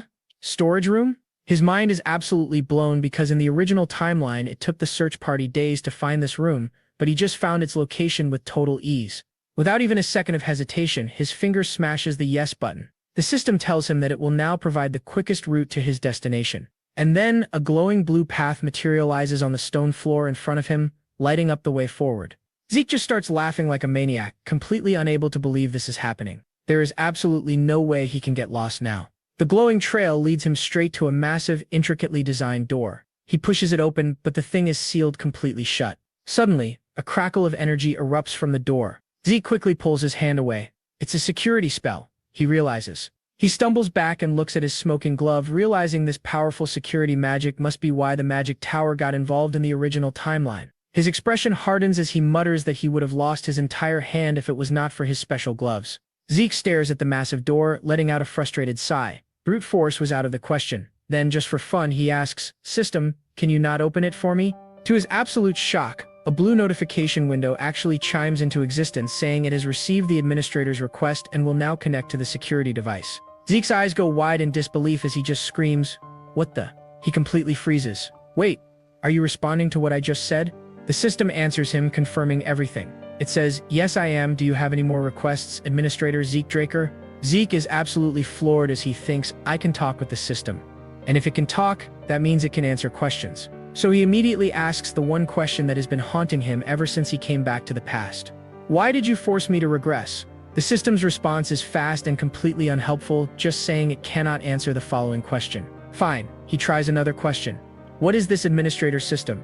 And he gets the exact same digital stonewall. Getting a little desperate now, he asks, "Who made you?" But once again, he gets the exact same message. After he throws a few more questions at it, the system just goes back to its original prompt. Zeke runs a hand through his hair, totally exasperated. He mutters that he is not getting answers to any of the important questions. Giving up on the questions for now, he turns back to the door and just commands it to open. The system immediately confirms his request. The fancy metalwork on the giant doors begins to glow with a purple energy. And with a deep, groaning sound, they slowly start to swing open. Zeke's jaw hits the floor. The room on the other side is a gigantic vault, and it is filled to the ceiling with stacks of treasure chests. This is it, the legendary hoard of the Dragon Slayer. In his past life, finding just one single relic from a place like this was basically a miracle. And now, an entire treasure trove is laid out right in front of him. He starts laughing like a madman, yelling about how there must be hundreds of these things. He immediately starts digging around, stuffing items in his pockets. With a greedy grin plastered on his face, he keeps searching until he finds the thing he was really here for. He opens up a specific chest, and inside are 4 glowing tubes. It is the high-compression mana stones, and his smile gets even wider when he sees there are 4 of them. He spends a karma point to expand his inventory, but there's still not enough space for all this loot. He plops down on a chest with a smug look on his face. No way he can carry all of this stuff. He'll just have to come back here on the regular until he graduates. He gets up to leave, thinking this should be enough for one day. He adjusts his backpack, a confident smirk on his face as he gets ready to head out. But just as he turns to go, he stops dead in his tracks. A sudden chill runs down his spine. What is this ominous feeling? He looks down at his hand and sees a terrifying red energy starting to swirl around it, and the dragon crest on his glove is glowing like crazy. All of a sudden, the energy explodes out from him, trapping him in a vortex of red magical circles. And poof. Just like that, he disappears. The surge of red energy causes Zeke to drop to one knee, his whole world violently shifting. He looks around, totally dazed, trying to figure out where the heck he is. The place is a massive cavern filled with giant stone pillars and way too many stone coffins. The system finally answers his question, telling him he is in the home of the Dragon Slayer. Zeke stares at the coffins, positive that there was nothing about a secret tomb in the Academy brochures. Getting curious, he opens his minimap to check his location. And just as he thought, he is close to where he was before, but there are no paths leading here. This is a 100% secret, undiscovered area. A huge grin spreads across his face because you know our boy cannot pass up a hidden dungeon. He walks up to the closest coffin and shoves the heavy lid open. Inside is not some dusty skeleton, but a full set of shiny plate armor. The system immediately identifies it as exclusive equipment for a Dragon Slayer. Zeke runs a hand over the armor. Cold, smooth, fancy. This stuff is way different from the Golden Age gear he knows, but then he spots something weird on the chest plate. There is a perfect round hole just sitting there glowing faintly. His eyes go wide. Wait a minute. He whips out one of the high-compression mana stones, shoving the stone right into the armor's chest. A system message pops up, confirming he just installed a mana battery and that the equipment is now activated. The armor's visor suddenly flashes with a bright green light. Zeke lets out a smug little smirk, super pleased with himself. But the armor starts shaking like crazy, rattling in its coffin as green energy erupts from it. Zeke stumbles back, shouting, "What is happening?" The energy flares up into a blinding flash of light. Then the system drops the bad news. An overload caused by equipment failure has caused the activation to fail. We estimate an explosion will occur, but before it can even finish, the armor blows up. Covered in soot, Zeke just deadpans. It already exploded, man. Zeke dusts himself off, still in shock. It is insane to think this ancient armor needed a high-compression mana stone just for its basic power source. What kind of crazy features did this thing have to need that much juice? He makes a mental note to ask Fanon about it later. For now, the search continues. But as he moves through the hall, every other coffin he checks is completely empty. He finally makes it to the very last and biggest chamber in the hall. This room is huge and empty except for one thing. A massive glass cube stands right in the middle. Zeke cautiously walks up to it and pulls up the info panel, and his eyes just about pop out of his head. Tarakan Draker, he says. Zeke cannot believe it, muttering that his ancestor was absolutely nuts. The system confirms what is inside the cube. The legacy of Tarakan Draker, the heart of the cursed light dragon, Bahamut, has been found. An image of the terrifying dragon flashes in his mind as a glowing, beating heart appears inside the glass. Leaving behind the heart of the dragon you slayed, that is one heck of a crazy dying gift. So this must be where that ominous feeling was coming from. But then, something else starts to happen. He feels this weird pull towards the heart. A new notification pops up. The heart of the cursed light dragon, Bahamut, is reacting to the administrator. Before Zeke can even do anything, shadowy tendrils explode from the cube, wrapping around his arm and his entire body. A voice floods his mind, whispering twisted agreements like, "Yes, I hear you. Yes, I had no choice. Yes, I understand." Zeke's eyes start glowing with a nasty red light as the voice makes a final, terrifying promise. "Yes, I'll kill them all." Right as he is about to be completely taken over, his class skill kicks in. Indomitable mental defense has been activated. The evil influence backs off for a second and Zeke gasps for air, clutching his head. Kill them all? Why would I do that? He thinks, completely horrified as the dark power pulls back a little. But the break does not last long. The curse comes roaring back, this time way stronger, filling the room with a storm of dark energy. What is going on? He screams into the chaos. A new system window pops up, announcing an urgent quest, Tarakan Draker's test. His mission is to defeat the curse from Bahamut's heart and claim it for himself. Our boy just got hit with a surprise boss fight. No warning, no cutscene, just vibes and violence. The curse slams back into his mind with full force. His mental defense skill tries to kick in again. He tries again, but nope, system hits him with a brutal error. Skill activation failed. The curse takes over, and nasty red veins start spreading all over his skin. The whispers turn into a deafening scream inside his head. Kill them all, except me, and you will be free. He collapses against a stone slab, totally overwhelmed by the mental attack. But even through all the pain, he starts to fight back. Stop mumbling, you're so annoying, he snarls. You'll give me freedom? He shoves himself back up, his eyes looking wild.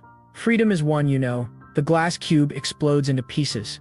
A massive shockwave of red and black energy erupts from his body, and the system announces his win. You have won against the Light Dragon's curse. You have completed the urgent quest. As a reward, you have obtained ownership over Tarakan's dying gift. Zeke collapses, panting like crazy. That could have been worse, he thinks, totally shaken up. His mental defense flopped hard. Then suddenly, warmth hits. Healing factor activated. And now he's got infinite stamina. Okay, pop off. System's just handing out upgrades now. Another message appears. He is now absorbing the heart of the cursed light dragon, Bahamut. He looks up, still confused and bleeding from that psychic beatdown. Suddenly, the glowing dragon heart zips across the room and slams right into him. The power surge is immediate, and it is agonizing. What's happening now? He screams. A pure, super dense source of mana is flowing straight into him. There is just one small problem here. Zeke does not have mana circles like a normal mage does, so all this insane power has nowhere to go. It starts tearing his body apart from the inside. The raw energy is about to rip him to pieces, and he knows he needs to act fast. Thinking fast, Zeke summons his own unique power, the Spirit of the Soul. He comes up with a super risky, totally insane plan to seal the wild mana. With that same crazy grin, he decides to wrap the chaotic red mana with his own purple ether. He is going to force it all into a brand new ether hole that he is creating inside his own body. The two powers collide and a massive explosion of light and energy erupts, carving a crater in the floor. All that energy condenses down into a pulsating, fleshy-looking mass. Then Zeke's body twists and contorts as he absorbs the impact. He drops to one knee, gasping for breath. Phew, I guess I lived, he wheezes. A demonic-looking sigil is glowing right where the energy went in. He looks around the room. The heart is gone from the floor, and the pedestal is totally empty. He confirms to himself that the mana was 100% from Bahamut. Then he finally notices the sigil burned onto his uniform.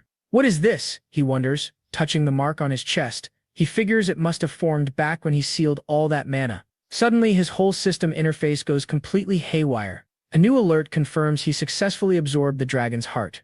A ton of notifications just start flooding his screen. His body gets the divine upgrade. System panics, seals 95% of the juice. Good news? Air status unlocked the starter pack library, quests, and tutorial.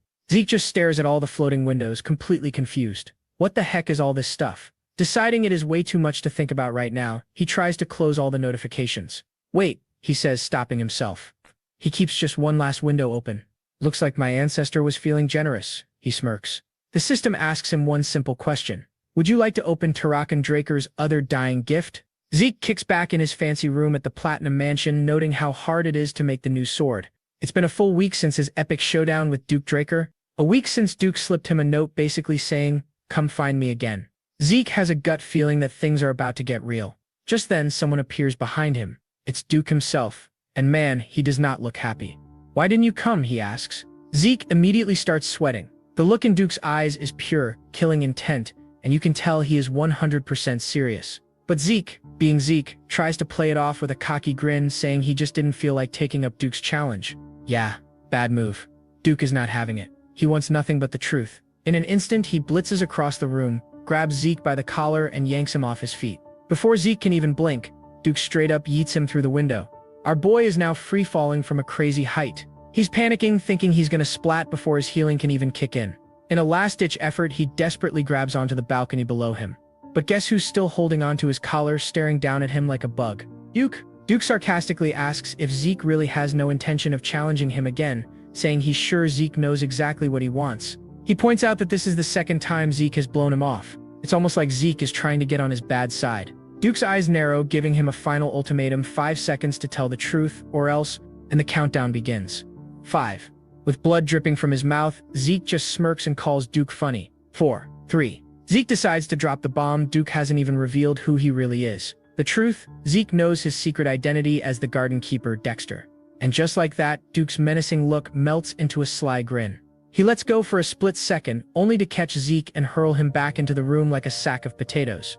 Zeke smashes through a cabinet, and Duke casually admits he's right. He confesses that he was once a Black Knight of Draker. Duke Draker properly introduces himself. Wasting no time, Zeke drops to his knees and launches into this super dramatic formal apology for being disrespectful. Duke is totally bewildered, asking if Zeke planned this whole thing, while Zeke just thinks to himself how shameless he is.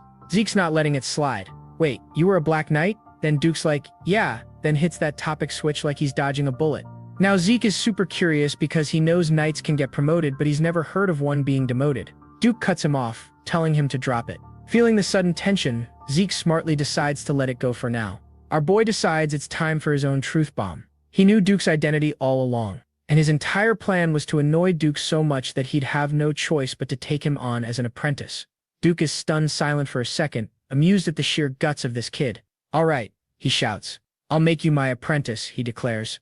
Zeke is completely floored. He's thinking, wait, that actually worked? But he's not about to question his good luck, so he immediately kneels down again and recites a super formal, old-school apprentice's vow. Duke is impressed, and Zeke just coolly replies that knowing culture is part of being a knight. Duke glares and mutters, "You sly snake," and Zeke takes that as a massive compliment. Now that they're master and apprentice, Zeke has a question for an embarrassed Duke who doesn't like being called master. He asks why Duke accepted him. The guy is famous for never taking students except for the so-called genius of the century, Andre. So why him, and why so easily? Of course, in Zeke's mind the answer is obvious. Duke must have seen his insane potential, a talent even greater than Andre's. Duke just tells him to take a guess. When Zeke says it must be his genius bloodline, Duke dismisses it, saying if that were the case he would have picked Reina from the Tarun family. The real reason was much simpler. He liked Zeke's tenacity. He explains that pure talent isn't enough to become a red or black knight. Geniuses who've never struggled just crumble under pressure. They get stuck at the Blue Knight level forever despite expectations. Duke decides enough with the talking, it's time to get down to business. Follow me, apprentice. It's time for your first lesson. He leads Zeke to this gigantic secret gym hidden under the greenhouse. The first order is simple: run. 3 brutal hours later, Zeke is still doing laps. Finally, Duke screams for him to stop. As Zeke catches his breath, the Duke says he has one question for him. Zeke tries to act all cool and confident, flashing a smile at his new master. But Duke is done playing games. A terrifying presence explodes from him. And before Zeke can even react, Duke tries to grab his wrist. Zeke dodges his grab with pinpoint speed. Duke's left reeling while Zeke blurs out of reach, already halfway across the room. Duke's hand looks cooked. He looks at it, half impressed, half shook. His face gets dead serious as he asks if Zeke has a problem with him checking his pulse. Zeke stays completely silent as drops of sweat roll down his face. And that's it. The game is over. Duke finally connects all the dots. He tells Zeke he knew something was weird from the very start. He thinks back to their first fight, and then the duel in the greenhouse. And even after making him run 500 laps, Duke realized the most important clue: he never sensed a single drop of aura from Zeke. Zeke's insane durability, him dodging the pulse check, it all leads to one insane conclusion. "Kid, tell me," he starts. With an intense gaze, Duke asks a stunned Zeke one question that changes absolutely everything. "Are you unable to use aura?" The air in the training hall is so thick you could slice it with a sword. Duke Draker casually mentions he saw that bronze statue. He also brings up the massive commotion about that never-before-seen golden light. "If so," he says. Then he leans in, getting right in Zeke's face, and asks, "Why won't you let me check your pulse?" Zeke narrows his eyes instantly. Duke plays it cool, like he's just curious. Zeke realizes this guy's curiosity is basically his priority. He knows he's lucky it's just Duke. All he needs is Graham and his aura problems history. Until then, it's calm face, big brain moves, and no more webs of lies. He might have flopped in his past life, but this time, he's running on a different energy. Zeke starts to remove his glove. "You are correct, Master," he says as the energy changes. Oh yeah, he knows exactly how to play this, and a system window flashes open, skill, mana reflection activated. A crackle of pure energy zips around them as Zeke thinks to himself, "I definitely have mana reflection, and that proves I am a pure blood, but for some reason I just can't use aura. This little piece of the truth is going to be the perfect shield for his big lie." And now it is time for an award-winning performance as Zeke puts on his best acting face and apologizes, his voice shaking. He even starts to tear up, looking like he is absolutely terrified, and cries out, "If anyone finds out that a Draker can't use aura, I'll be kicked out. I am so scared." He holds out his hand and Duke grabs it as a stream of blue energy flows right between them. Zeke then asks, "How is it, Master?" Duke doesn't flinch, just watches, eyes full of quiet suspicion. This kid's vibe? Way too intense for someone his age. But the weirdest part? No aura. At all. And Zeke has awakened, right? He hums to himself, stroking his chin as he thinks it over. Meanwhile, Zeke's smirking inside. Duke's still guessing even after checking his pulse. That's the power of the Draker blessing, right, baby? The fact that Zeke cannot use aura is just one piece of a confusing puzzle, and he is banking on Duke to come up with his own explanation. Any reason at all to deny what he is sensing himself. And just like Zeke planned, Duke lands on an answer, saying, "You are an irregular." He puts a hand on Zeke's shoulder, looking serious. Zeke is not shocked at all, because for someone who has no idea about the concept of classes, it is the only conclusion that makes any sense. Playing the fool, Zeke asks what an irregular is, and Duke explains they are people with weird one-of-a-kind abilities.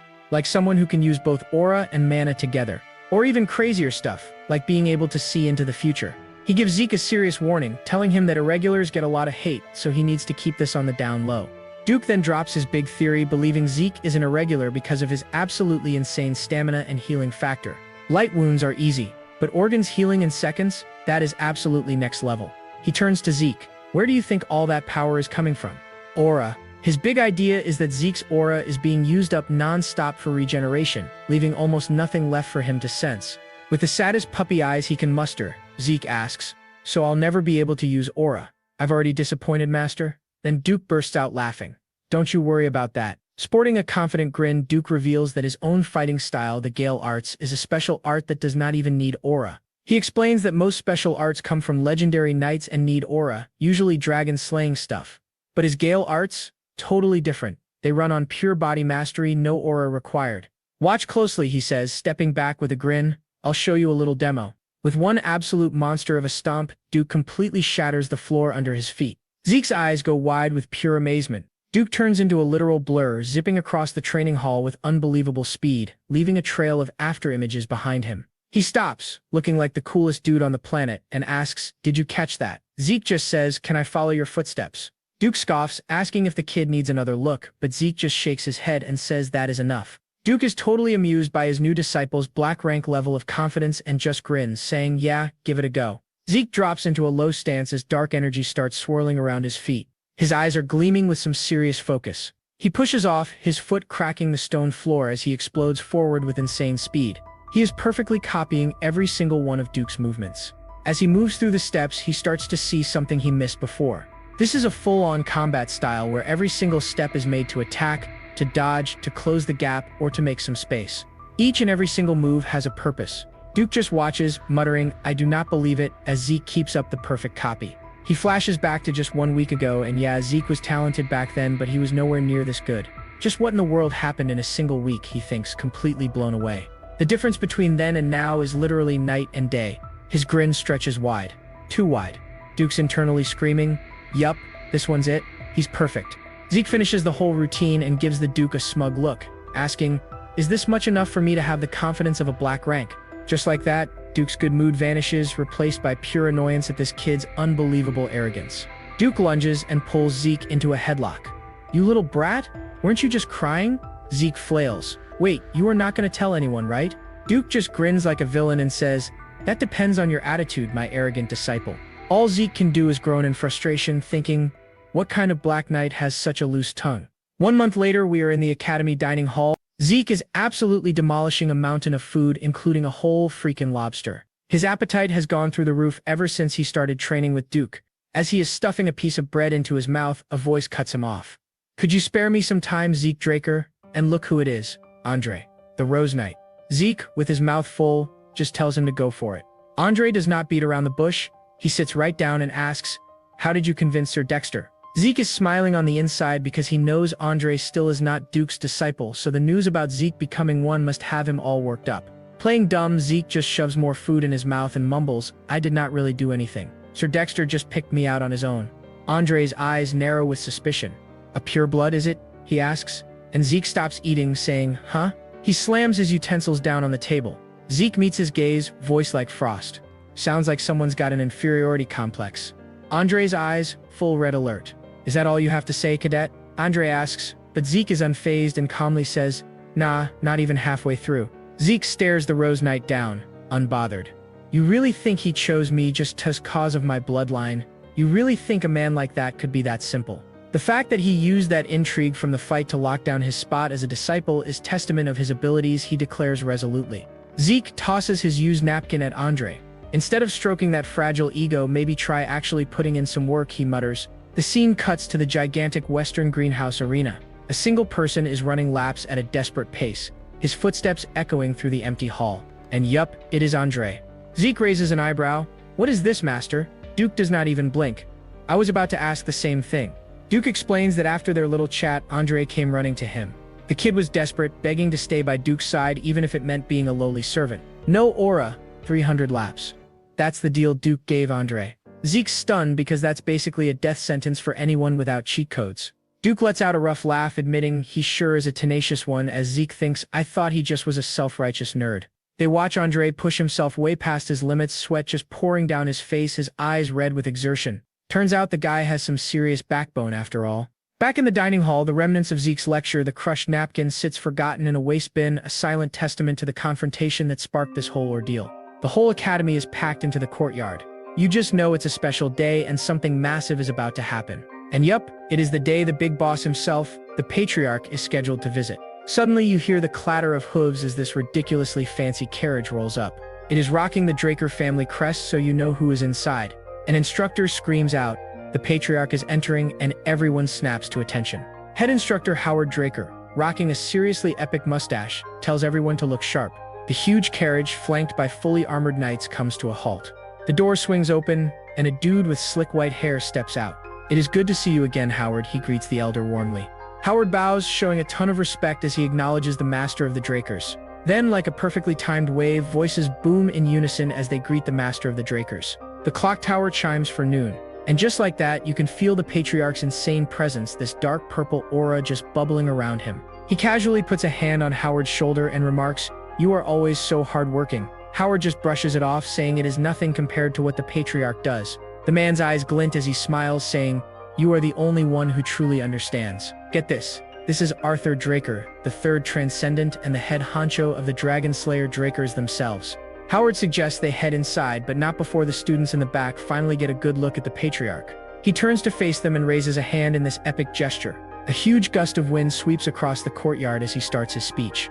"You are the hope and future of the Drakers," the patriarch proclaims. "Train hard and train more." His eyes scan the crowd with this intense, almost predator-like focus, declaring, "Your development will be the Drakers' development." The students go absolutely wild, roaring with pure hype and inspiration.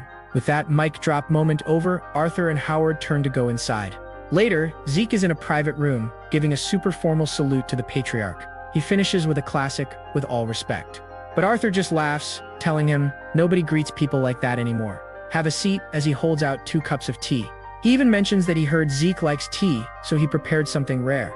Zeke is a little creeped out but thanks him anyway, thinking to himself, even the food I like is being reported to him. It just proves the old saying, the Emperor might be out of the loop on some things, but a Draker knows everything. Arthur does not waste any time. He starts, I called for you because I heard that Duke actually took in a disciple. Zeke stays cool, thinking he is getting straight to the point. He just replies, he did me a great favor. Arthur sips his tea and agrees, indeed that is true. He starts pressing Zeke. I do not know what your goal is, but if you keep following Duke, Zeke cuts him off, cool and loud. My goal? To be the strongest man on the continent. Arthur's golden eyes narrow just a bit. Zeke does not back down and lays it all out. He wants to be stronger than everyone, so he can finally live his own life, free from anyone else. He puts his cup down with a soft click. That is my goal, he states with a smirk. And bam! In an instant, this crushing, suffocating pressure slams down on the whole room. Arthur's aura just explodes, pinning Zeke right to his chair. You mean to surpass even me, Arthur softly growls. Zeke can barely breathe, fighting against this insane power. He is thinking, is that what I think it is? While sweat pours down his face. He knows this technique. Astral Sword. This is a legendary skill that lets the user dominate every living thing in the area, the absolute peak of aura control that only Black Knights can pull off. Arthur's smirk is absolutely terrifying. Zeke is gritting his teeth, using everything he is just to stay sitting up against the pressure. But the Patriarch looks totally bored, just casually sipping his tea while his power literally bends the air in the room. Arthur cannot believe Zeke's answer. It's the most interesting thing he's heard in ages. So this, Zeke realizes, is the real Patriarch of the Drakers. Arthur flashes a warm smile, all the danger gone from his face. He says, I have come to support both the Academy and you, but I don't think that will be enough. Zeke is still trying to recover. He thought Duke was a monster, but this guy is in a completely different league. Arthur then slides a small fancy card across the table. This is a gift, he says, for having become Duke's disciple. Zeke looks at the box and knows exactly what it is. A black card. Our boy is so shocked he just blurts out, pardon? It seems like you already know what it is, Arthur points out. Oh, Zeke definitely knows. It is a credit card that is only given to a handful of people. It comes with insane perks and, get this, no spending limit. He never dreamed he would actually see one. Arthur says he will have it registered under both their names so Zeke can use it freely. Zeke accepts it politely, saying he will only use it when necessary. But our boy is not stupid. He knows what is up.